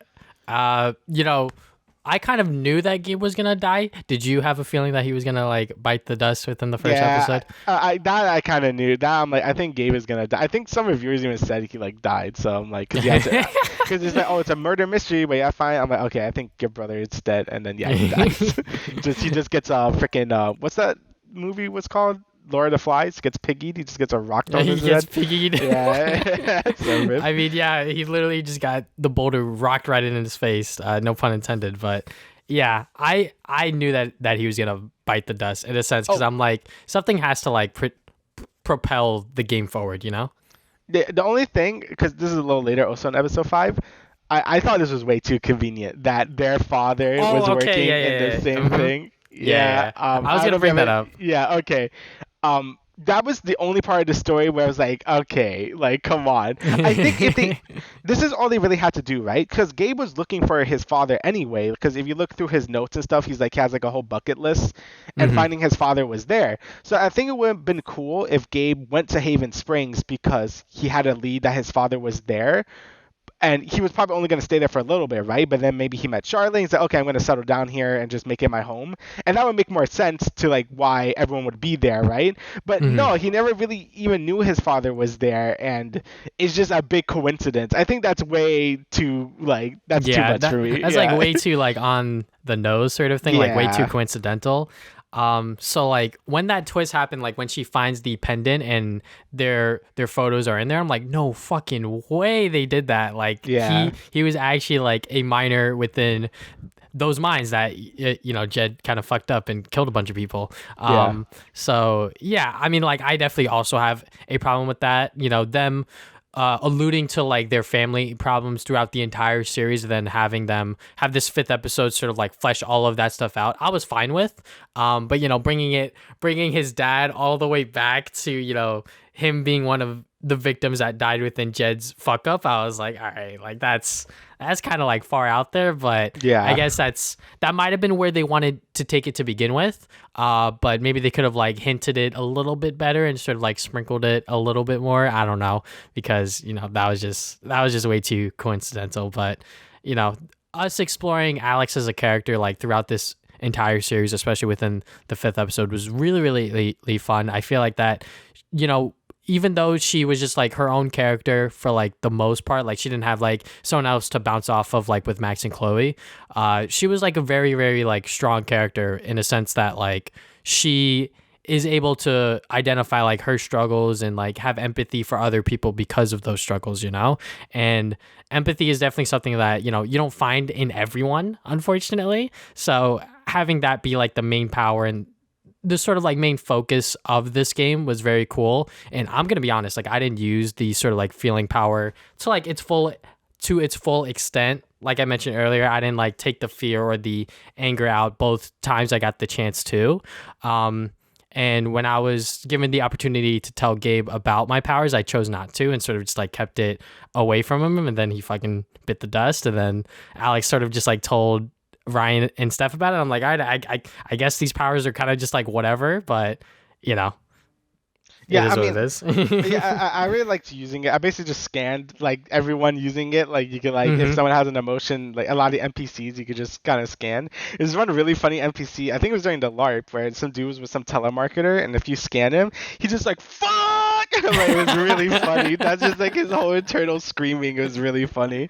Um, and I do feel like they could have done more. Like, I think there should have been more options to like suck I guess feelings away from people, because I think that was a really interesting part of the power that you only really do twice. Like I feel like it could hmm have been cool to have a bit more sprinkle in there to really show the bad effects of her power where you take it in for yourself. But I felt like they didn't really do enough with that. Like they did that in the first instance with Mac, and then the other two are options you have the choice to do. I think it would have been cool if it was a more of a gameplay thing where it really affected Alex and like the people around her. But you can't have everything. I think for the most part, I think Deck Nine did a really good job though with the power and just almost everything. The only thing I felt like just needed a little more fleshing out was the I guess the villain, like Typhon himself. hmm But besides that, I think they did a great job. I think this was a really good step in the right direction. I think taking the series back to what it's good at, but still doing some newer things is exactly what it needed. Because again, we weren't big fans of Life Strange 2. I think it was a little too like grand. It was a little too much like stuff going on, and not being able to use the power yourself is a pretty big a big no-no for me. I feel like the main character should always have the power, and it should hmm be something subtle in my opinion. I feel like telekinesis is like way too like a bombastic of a power to like have. Like again, mind reading or time travel like both fit this sort of game structure way more. But yeah, overall, I really liked it. I still think I prefer the first game over it, just because I think the first game did basically everything right. But this is a hmm this is a close second. Like it's definitely my second favorite Life is Strange game. And I think the series is in good hands now. If Deck Nine decides to do another one, I'll definitely be excited for it. Yeah, and which ending did you pick? Because I definitely Oh, picked leaving the fucking town. I honestly I was gonna leave because that's what Steph wanted, and it made sense for Alex as a character. But then hmm he went over like look at this awesome life you could have. I'm like fuck, I want to live there. So then I stayed. I felt like they kind of alright. This is also another issue I have with the game where they showed you all this cool shit for staying there. Like oh look how awesome this is, but it didn't really show you. I know that's kind of the point because you don't know what's gonna happen if you get out of there. Like I get it, hmm but it's also like I don't know. Like I just like you convinced me guy. Like, yeah, so I kind of ended up staying. I was gonna leave, but I ended up staying instead because I'm like, that's a cozy place. Like, it probably makes more sense to leave, but whatever. It doesn't really matter too much in the end. It's just a nice little happy ending. But Mhm. yeah, it was nice. It was a really good adventure. I liked it. Yeah, I mean, the reason why I left was because, well, for one thing, that town's fucking cursed. I'm good. I'm out. It's cursed, I yeah. solved y'all problems. I'm good. You know, like he was talking about, Ghostgape about how you could like make your own home here. You could make your own traditions. Start from square one pretty much because of everything that's happened. And I was like, like that's a good idea, but I'm the kind of person that likes to move on and sort of try new things. And I feel like that because she's still young, like she's 21. She has these ambitions about, doing music and all of this other stuff. I'm like, well, fuck it. Why not? Why not try to, go out and be a musician because you only have one life to live. And, being in this small town, it is cozy. It is nice. That sort of life was very, very much stable for her. But going out there and seeing what the possibilities were definitely intrigued me more just because of my own life experiences and shit like that. So, and just who I am as a person. But yeah, and I just like overall felt like the game's story, instead of like being about like empathy and feelings and all of this other stuff, I felt like when she got to town and like her journey within the town itself, it was also about like finding a home, and like the Yeah. home you make is going to be home. Like it doesn't matter where you are. Home isn't just a place. It's about, the people around you and sort of like the choices that you make as well. So, if she wanted to go on the road, she'll find a home and family there. And, if she still wants to go back, there's always that chance, and she can view that place as home still, or wherever she is now, So yeah, that's why I left. Town's cursed and just who I am as a person, I guess. But, No, yeah, it totally makes sense. Like that's everything I got from that. And again, I was gonna leave, but then like Gabe gave me all that like big old speech, and like, all right, fine, I'm gonna stay, I guess. But yeah, I definitely do think it kind of fits the themes more if you do end up leaving, just because yeah, like you said, like home is where the heart is, I guess. I don't know. It's like where the Mhm. people are that you want to be with. Obviously, she's gonna be with Steph, and that's like basically home to her or whoever you decide to romance. So yeah, I think like overall, I think that makes more sense for the story. But in the end, I don't think it's as like I don't feel as divisive about it as the Life is Strange one ending, where I feel like one is like better than the other, just in terms of like themes of the story. But Mhm. I won't really get into that. But yeah, overall, I thought it was really good. Again, like I said, only issue I had was like Typhon not being like maybe should have been a little fleshed out. I felt like it could have been a little longer, not too much longer. I think 10 hours was good. But I felt like Life is Strange 1 was a pretty perfect length. And I looked at my Steam like thing. It's like it took me like 15 hours to beat Life is Strange 1, which I thought was pretty good because I think you could have like an extra episode or maybe an episode longer just to again flesh some things out. Don't make it too long. Life is Strange 2. Life is Strange 2 apparently took me 20 hours to beat. I'm like, what the fuck? That's why I felt like it dragged too long because it was way too long. But this game is definitely on the shorter side. It took me the same length to beat Before the Storm. So I felt like they probably could sneak in a little more stuff in it. But again, for the most part, I think they did a great job. Yeah, I mean, a 10-hour graphic adventure game I think is fine, especially for a game like this where like decisions matter, but they aren't like the end all be all sort of thing. It's just like how you want the story to go and how you want to play it out. Basically, yeah. So, I'm fine with that. It's not like fucking Detroit Become Human where like there's like a bajillion possibilities and shit like that. Yeah, I don't So, really care about choices. I know this sounds weird, but I don't really care about choices when it comes to games like this. But obviously, it's cool when it affects stuff because that's the whole point. But I kind of just want to play like a story, I guess, if that makes any sense. mhm. And yeah, obviously the game being, I don't want the game to also be overly long. Just enough to flesh things out. Like that's all. I know some people are gonna be like, I've spent $60 on a 10-hour game. I'm like, I don't know. That's never like too much of an issue for me as long as I get like a good experience out of it. Like I don't know. I don't really care that much. So I don't really complain about length unless I really feel like it needed more. But I feel like this game didn't really need too much more, so I felt really satisfied. Yeah, and one last thing I have to ask. So, like, when you were Yeah. trying to like get Deanne to like spill the beans on shit, who'd you send over, Steph or Ryan?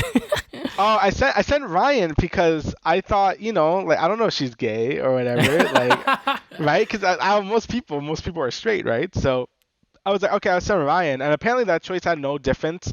The only thing it affected is your relationship status with each of them. So Steph was like kind of like sad, like, oh, she doesn't find me attractive. I'm like, wait, no, wait, that's not what I meant. But then I fixed it later, so it's fine. But still, I was just like, no, that's not what I meant. I just did it because I thought it would be a better plan.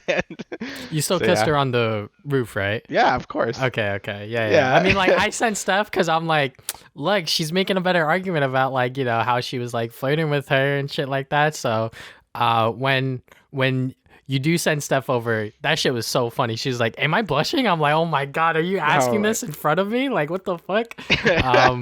But yeah, overall, game's great. Game's fucking fantastic. If you didn't know that already, because this is a spoiler review, and I cannot wait to see what Deck Nine does with this franchise, because I believe now it's been handed over to them from Don't Nod, which is fine. It seems like Don't Nod don't want to do any more graphic adventure stuff, which is once again fine. So I feel like that Life is Strange has a good home with Deck Nine, and this first game is sort of like their way of experimenting with new characters, a new plot. Obviously, taking pages out of the first game, which is a good thing. I wonder what they're gonna do for the next game. Yep, I highly recommend it if you were a fan of Life is Strange 1 and maybe didn't like 2 as much. I would highly recommend it because I think, again, it goes back to its roots, and I think it's great. And I guess get it on PC because apparently the console versions are not great. Yeah, bugs like that 30. If you value those things, definitely go with the PC port. But I was still able to play from start to finish. It's just that one bug with the black screen was freaking me out because I literally restarted from checkpoint and then it did it again, and I was like, all right, I guess I have to figure this shit out on my own. So God damn.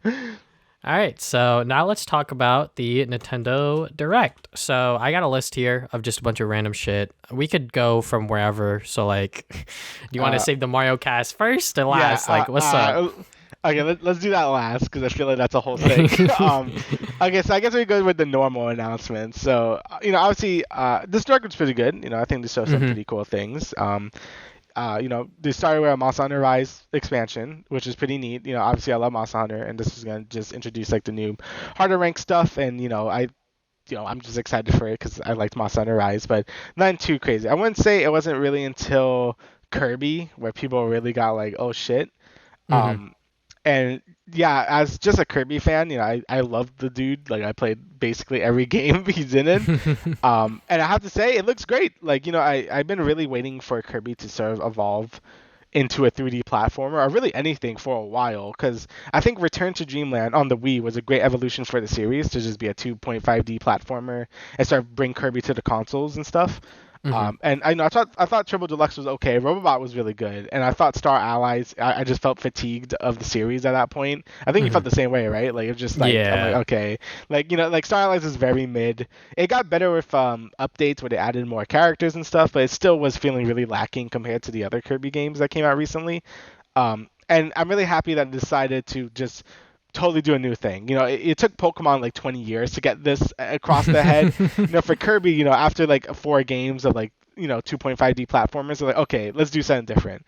And this is where we get this. And yeah, it's just a 3D Kirby game.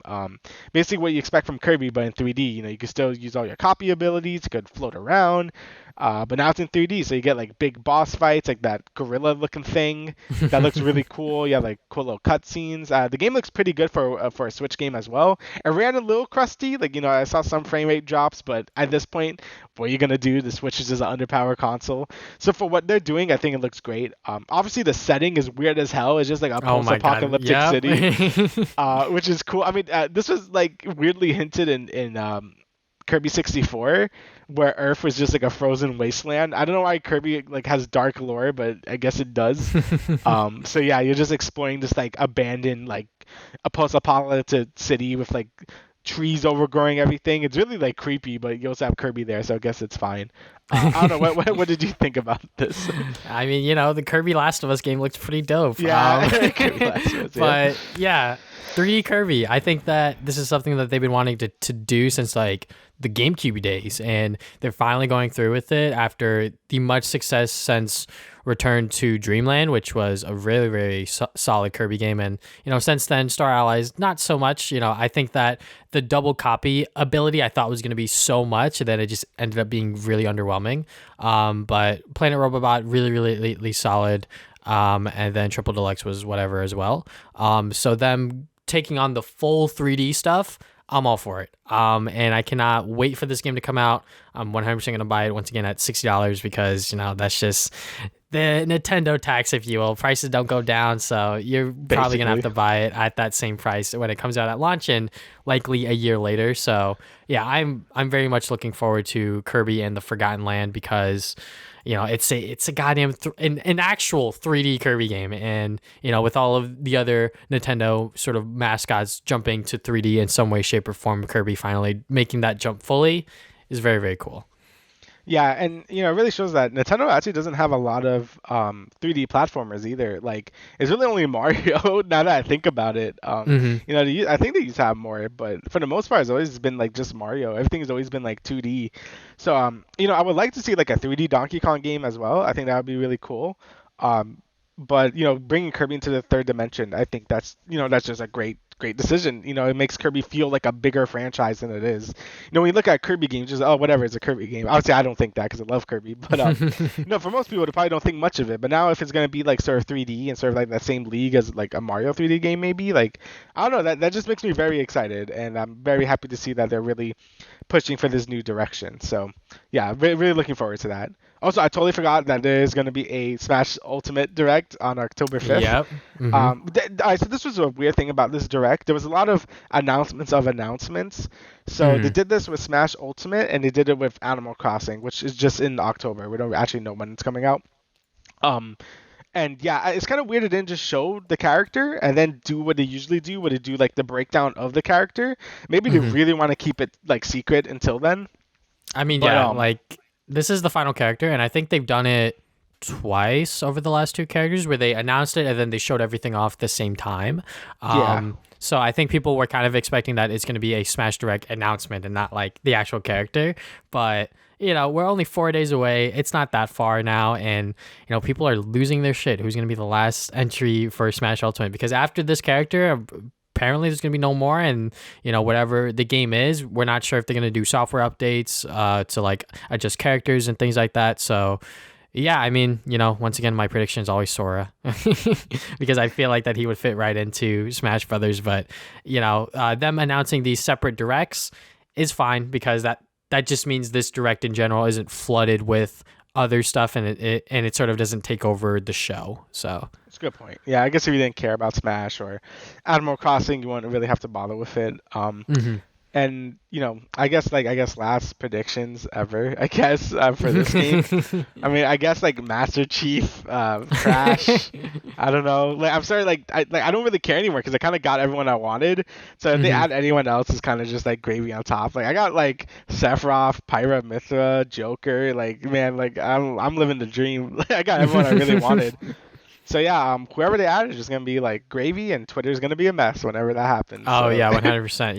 You didn't put X character in there, but whatever. Mario Party Superstars. This was one of the very early announcements. I actually missed this live because I was like, oh shit, the fucking Direct's happening. But yeah, I mean, Nintendo, they finally fucking listened. They don't know how to make a Mario Party game, so they're just taking old shit and just putting it in HD, which is 100% fine. And they're retaking the old mini games as well. 100%, this game is gonna do well because Super Mario Party, for what it was fine. It was a good step in the right direction for the Mario Party series. It's just that the boards, they're just complex squares. Like there's just, the start and then you sort of just go around it. And then the way stars worked, I believe stars were like 10 coins or something like 10 that. Coins, and then on top of that, you could get the gold pipe, which were also 10 coins, and you could just get a bunch of coins. So like it just became like sort of like overpowered in a sense where like, stars were like not valued as highly as before. So maybe they'll increase the price. Maybe they'll get rid of the gold pipe because I feel like the gold pipe was just broken. But yeah, it looks like they're going back to the Mario Party roots, which I'm very happy about. I love Mario Party, for what it is. It's literally just a board game, but with Mario characters and mini games, and that's always been the fun of it. And I'm sure everyone that's played Nintendo games for however many years, they have some fond memories of Mario Party, whether they like to say it or not. Yeah, and it's gonna be online, which is sick. So And I heard the Super Mario Party online, because they added that later, is okay. Like it works well enough. So I'm hoping when Superstars comes out, it's like functional and like fun. You know what I mean? Hmm. So it's about time Nintendo gets with the times, just makes everything online, and I'm happy they're doing it with Superstars. And again, I'm just like you. I'm happy that they're just, yeah, this is what people want. Just a board, just normal ass boards. Just take them from the N64 games, which is what they're doing. I don't really care. Give me the classic mini games, but just make it HD and make it like online. That's all I really wanted, right? Like Hmm. they've been messing up Mario Party for like so long. I'm like, just do it like you used to. I don't really understand what's so hard about it. So yeah, Superstars looks fantastic. I hope it's good when it comes out, because like this is literally what I wanted for like so many years, and I'm happy. Like every time we would hang out, we would just play the N64 games, because like all the other ones are shit. So like, I mean, the GameCube ones are all I right, think but GameCube ones are definitely, good, yeah, but if you yeah. want to get like the cream of the crop of like Mario Party stuff, that 64 one are just fun. Also because everyone has to play on an N64 controller, so that also adds a sort of layer of just chaoticness. But yeah, that game's gonna come out at the end of this month, which is only 4 weeks from now. So, Yeah. um, what else? What else? Uh, I could talk about the Chocobo racing game, or the Final Fantasy racing game that came out of nowhere. That did. So, Hmm. so yeah, it's basically a kart racer, but with like Final Fantasy characters. More specifically, is like the Chocobo side series, so it's like more chibi and cute. And it looks pretty good. It looks a little like slow. Like they showed some gameplay because the Tokyo Game Show is happening. And it looks really slow. I don't know if it was just playing on a low CC or something, but like I hope it gets a little faster, like because it looks really slow. But from what they showed in this trailer, it looked pretty good. It's just basically what you expect a Final Fantasy kart racer to look like. You could use like different spells if you collect more. It's actually like Diddy Kong Racing. If you collect more of the same item, it upgrades itself, which is cool. I think that's always been a really cool mechanic. You have a bunch of different Final Fantasy characters and summons and stuff. So yeah, I mean, hopefully it's good. I mean, I like a good kart racer. It's just that there isn't that many of them, because they don't want to compete with Mario Kart 8. Because I really like Sonic Racing, the original one and Transform, not the new one that came out, because it wasn't very good apparently, the Sonic Racing one. Hmm. But yeah, I'm always down for more kart racers, and I like Final Fantasy, so hopefully it's good. That's all I could say. I mean, it looks kind of fun, and if it's good, I'll probably like get it. I would also like if it has a good single player mode. I feel like there's something missing in kart racers that I Yes. think Mario Kart DS did really well. It had like a really good mission mode, and I feel like none of them have that. So it would be cool if we got something like that for this game. But yeah, definitely looks cute, and I would definitely play it if it's good. And just on like the kart racer sort of single player topic, real quick. Yeah. When I was playing the remake of the Crash Bandicoot one, that single player mode, I don't know if I'm just stupid or what, but I was very confused at what the fuck was going on. I'm like, am I going through this portal? Why can't I go Oh through this yeah. portal? Like, what the fuck's going on? But yeah, I mean, this one like you can't mess this up, right? Like, Yeah, it's a kart racer. yeah, it's literally just like Mario Kart with a Final Fantasy skin on it, which is fine. That's what people want. If they wanted a Final Fantasy sort of kart racer, just take Mario Kart and then just slap some Final Fantasy stuff on there. So it does look promising, and hopefully it's not as slow as you say it is, because I feel like, kart Yeah. racers that are slow, that's just not fun. Yeah, it's not. You kind of need to be like 150 cc or something. Yeah, you gotta be going fast. So Yeah. I guess I could quickly talk about Bayonetta 3. I don't know why I put 2 here. yeah, two. Yep. Bayonetta Bayonetta 2. 3. Oh hell So, yeah. yeah, I mean, I literally think it's because Platinum, when they were asked about it, they were like, it's up to Nintendo to show it. And then Nintendo was like, well, shit, I guess we'll show it. So, yeah, I mean, it looks like more Bayonetta. It looks really good. Yeah. I cannot wait to do the new combos and everything like that. People are theorizing that this is another sequel prequel, because I think Bayonetta 2 kind of did that, where it was called Bayonetta 2, but it was also a prequel to like where Yeah. everything was going on. That's So some weird ass lore, because I played yeah. the when they went on Switch. I played 1 and 2, so it could be the little girl Bayonetta or whatever, like whatever her fucking name was. I forgot, 'cause she has the same hairstyle now, so I'm like Mhm. I forget what her name was, but yeah, it looks great. Dude, I love the fake out they did with the astral chain like dog shooting, Oh, and yeah, no, yeah, it's Bayonetta. Like wow, you really got me. But yeah, for a Switch game, it looks fantastic. Like it looks really good. It looks like it was running really well as well. She could do a lot of crazy things now. She could like transform into like a butterfly form. She could like do her summon things now, like just in battle. It just looks crazy. It basically looks like everything I wanted from like a Bayonetta sequel. So I mean, yeah, I don't think there's really a lot I was really hoping for, other than it just being a lot more grander, new combos, a lot flashier, and that's exactly what I got. And seeing which time, every single Smash player just cringed and was like, shit, not again.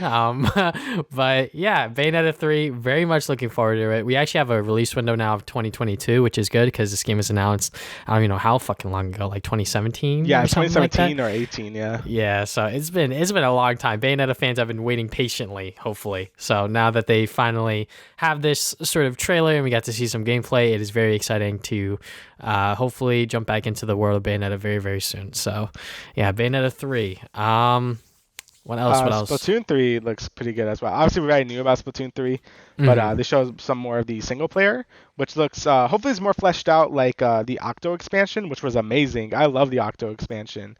Because the second one's campaign felt a little lacking compared to the first games, but then again they released that expansion, it was really good. So hopefully the base campaign in this game is more like Octo expansion, because I really enjoyed that, and that's kind of what the trailer was mostly focused on. It shows some new things too. Show like you could have like this weird like spider bot thing, or I guess like hermit crab looking thing.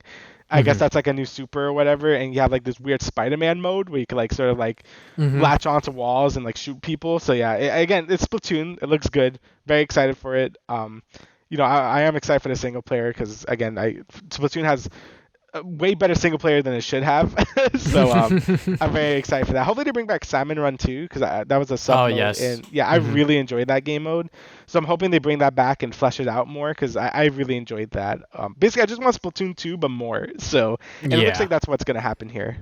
Definitely, I was a huge fan of Splatoon 2's online when it came out. I was grinding that like nonstop for some reason, because like I was having so much fun with it.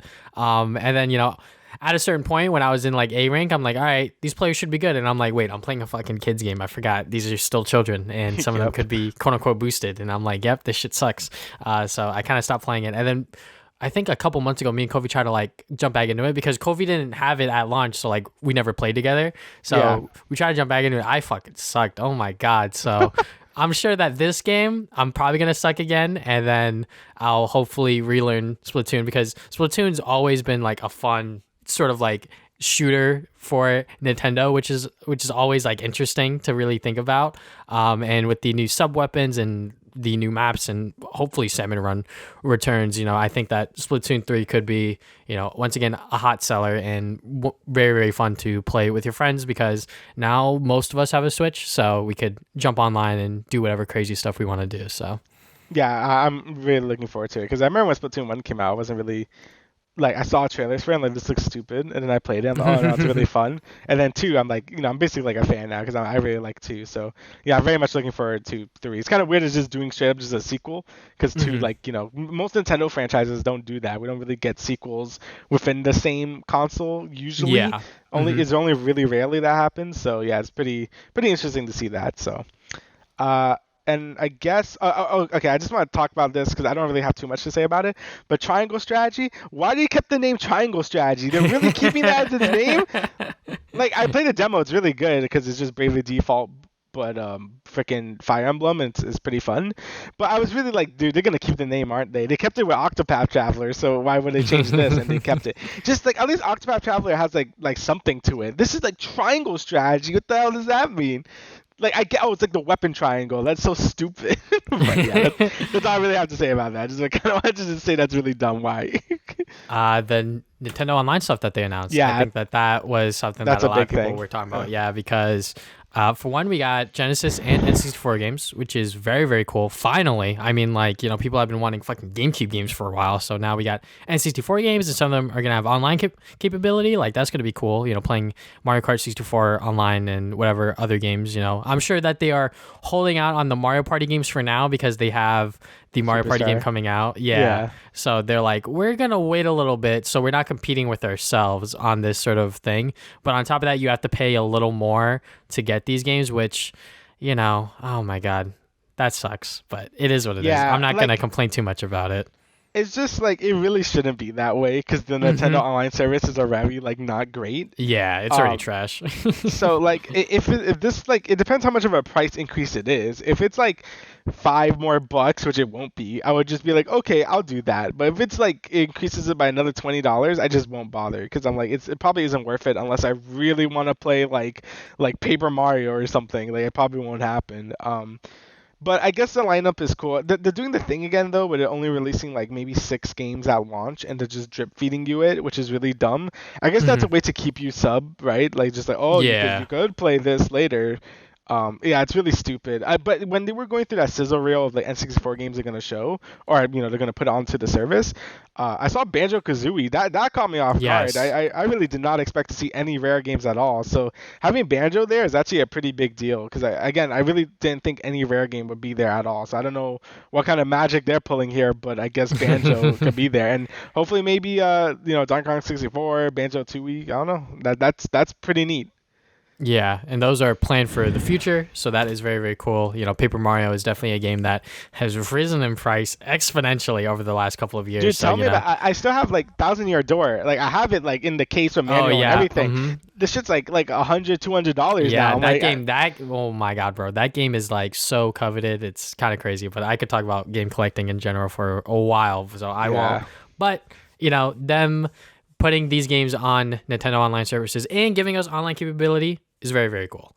Us having to pay probably like $10-$15 extra a year, it's already $20 a year for the shitty online. Like it is what it is. I'm not gonna complain about it because I'm probably gonna fucking get it anyway, so we could play like Mario Kart or I believe Mario Tennis is part of the initial lineup, so that could be very funny as well. But yeah, I think that this is a very cool announcement that a lot of people were hoping for, and now that we finally have it, it's here. It's just a matter of what games are they going to add? Are they going to add in other consoles in the future? Probably going to be like a year or two or some shit because Nintendo likes taking their time with things. So we're just going to have to wait and see. All right. I think, are you ready to talk about the... yeah. Yeah, no, there's not. No, sorry. So let's talk about the Mario Cast. So yeah. I guess we'll talk about initial reactions because when I saw Chris Pratt's face, I was like, oh my fucking god, what? And like if you were on Twitter, you probably would have saw everyone else's reactions were pretty much the same way. Some a little more exaggerated than others, but what were your initial reactions to the cast? Okay, I saw Chris Pratt and I was just like, oh no, and then it kept going and I was dying. I was laughing so hard. Like it just kept going. It just kept giving. Like Charlie Day as Luigi, Jack Black as Bowser. Yes. Seth Rogen as the Seth Rogen killed me. That was the final gut punch where I'm just like, okay, stop it, Nintendo, please. But yeah, I don't know. What did you have the same reaction? I guess. I mean, yeah, pretty much. Like, I think me and Kofi were watching it, and I was like, "What the fuck is going on?" But I think like outside of Chris Pratt, which like we'll get into like a little more in depth about just like Hollywood casting in general. Yeah. But I think Charlie Day's like he could play a pretty good Luigi. Jack Black, he could be Bowser. Michael Key as like Toad, that could work. Sure. That guy's funny. Seth Rogen as Donkey Kong, that shit had me floored. I was like, okay, all right, this shit's interesting. And Charles Martinet is still part of the movie. He's gonna play like cameo roles or whatever, which people are discussing and debating about, like why isn't he just like the voice of Mario and this and that, and like obviously like I can see why Nintendo and Illumination decided to go with these like sort of a Hollywood star cast for like the main roles, is because they want that star power. They want to bring in ticket sales for other people outside of just like Nintendo fans and kids to watch this movie. So like I can see that aspect, but also just like it's gonna be very hard for like voice actors to like get these roles when like they're sort of like cutting like sort of like cookie cut to like play these roles in particular, but like they don't get them because these Hollywood stars are sort of like taking over that side of the business, because that's just what these studios want now, because they want to bring in ticket sales, they want to bring in more money. And when you see Chris Pratt on the poster, people who watch Jurassic Park, Guardians of the Galaxy, and they're like, hey, I know that guy, I liked him in this thing, I'll watch this thing as well. So that's just how it works. Am I a fan of it? No. But am I okay with it?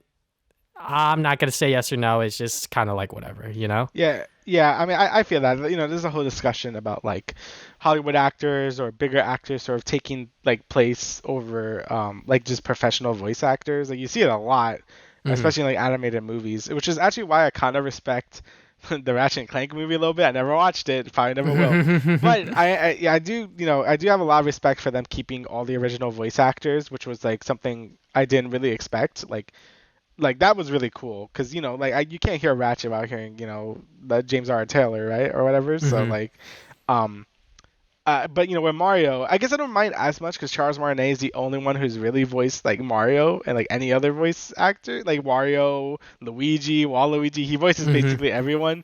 Bowser, I don't even know who voices Bowser. He just goes, "Roar," like it doesn't really like matter.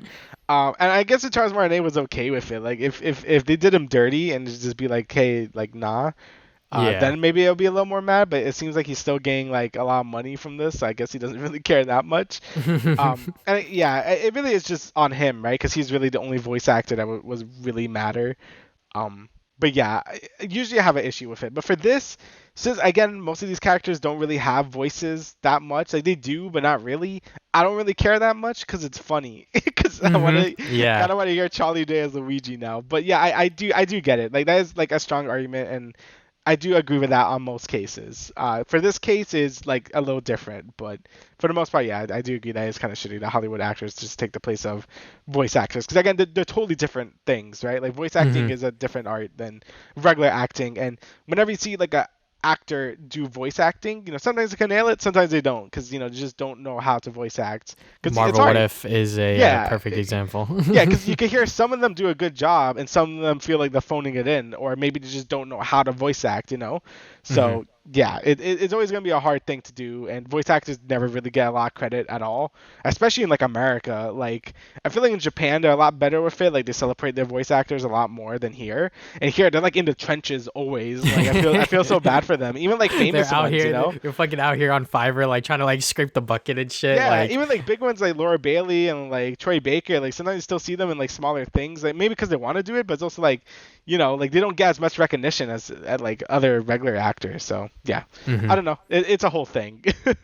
yeah, definitely. And like, I'm sure that, some people are like, well, guys, we could change, the fucking Sonic model, but like that shit was like universally hated. Like no one looked at that and was like, I like this Sonic model. Yeah. I feel like for this cast, like like there's definitely like parts that I like about it. Like I said, from like pretty much like uh, other than Chris Pratt, because like we don't know like what Chris Pratt's like voice is gonna be of Mario. Like It's a me, what is his, Mario. what is his sort of like imitation of Charles Martinet's Mario, what that's gonna be. But I feel like for every when I was after him was like pretty good. I don't know. That's just my opinion. Obviously, some people might be like, "Oh, Jack Black is Bowser." I'm not a fan of that, but I feel like Jack Black could ham that role in like really, really well. And Yeah, Seth Rogen always is like a fucking funny actor. So him being Donkey Kong, that's got to be good. I feel like probably the one that's probably gonna kill it the most is probably Jack Black because he actually does voice act like a lot of things. So Hmm. like I have faith that he could like do a good Bowser. Just again he voice acts a lot of things, so that I don't really Yeah. like mind him. I mean Charlie Day, I just love Charlie. I love Always Sunny in Philadelphia. So I mean like an insane Luigi that'd be hilarious. And Seth Rogen's just like so weird. Like you want to smoke weed, Mario? Like, it's just so weird. But yeah I mean I need to see the trailer. Obviously, like obviously the Obviously, yeah, yeah, yeah. obviously the casting is funny, but if the movie's gonna be shit, then I'm probably not gonna watch it or watch it later. And it depends how stylized it is. Like if I kind of want them to make it its own thing. Like I know some people just want like the regular Mario model and just make him do whatever. But I feel like if you're having Chris Pratt as Mario, I feel like it's okay to just make it your own Mario now, right? Like Hmm. I don't want Chris Pratt to really do an imitation of Charles Martinet because what's the point? We might as well just get Charles Martinet then. So I Yeah. kind of want them to just do their own interpretation of Mario at that point if they're gonna go so different. But yeah, that's just my opinion. I think there's room to make Mario into like different interpretation. I mean, he always used to be like a freaking like Brooklyn like guy. Like he's like, oh, I'm Mario. You know what I mean? That's how he used to sound like. But now he's like Charles Martinet. So I don't know. It's definitely a discussion to be had with things. But Yeah. again, yeah, it's complicated. I think like Definitely because it's Nintendo. They don't really like experiment outside of like their normal sort of like iterations of their characters. Like Mario's been pretty much the fucking same like ever since he came out, you know. Yeah. But like with things like in Disney, like with Mickey Mouse, like there's like different iterations of Mickey Mouse, if you get what I'm saying. You know, Yeah. like there have been different interpretations of the character to a certain extent. But you know, with things like Mario and most Nintendo properties, they've been stagnant. And some Nintendo properties have taken more liberties than others. I think Legend of Zelda is definitely one of them where like, you know, every single game it's a new Link, it's a new Zelda. So like they're able to sort of like play around with that. But with like Mario, you know, it's to me Mario and then that's it. So Yeah, basically. it's very basic, so like they don't really have to mess around with it, which is fine. You know, it's been working for them for however many years, what, over 35 years, right? Or some shit. So Yeah, basically. it's been a long time coming, and you know, whether because obviously Nintendo has a very strong hand within this project, and the studio Illumination is just animating it. So, you know, whatever happens there, we're just gonna have to wait and see because it is coming out next year holiday. So we're definitely gonna get a trailer between now and then. And then whenever that happens, we'll obviously react to it, and hopefully it's not that bad. Yeah, I'm just hoping it's okay. I don't even know what the plot will be, but like I guess we'll see. Cause like you know, obviously it's like, oh, how can you make a Mario RPG? And we got a ton of good ones. So I don't know. Maybe a Mario movie would be good too. Even though Mario doesn't really have a character himself, maybe they could make him more into a character. Maybe that's what they want Chris Pratt. I'm not too sure, but yeah, it's definitely gonna be interesting. We definitely need a trailer before we could definitively say anything. Because right now we could just react to the voice actors and it's funny. And so we gotta wait for more substance. I think people just need to chill out, you know, just wait until we see a trailer and then we could judge it a little more harshly or not. So yeah. But yeah, is there anything else you'd like to add, good sir? No, I think that's it. All right, so thank you guys for listening to this episode of the Travis and Damian podcast. We will see you guys 2 weeks from now with another episode. Later.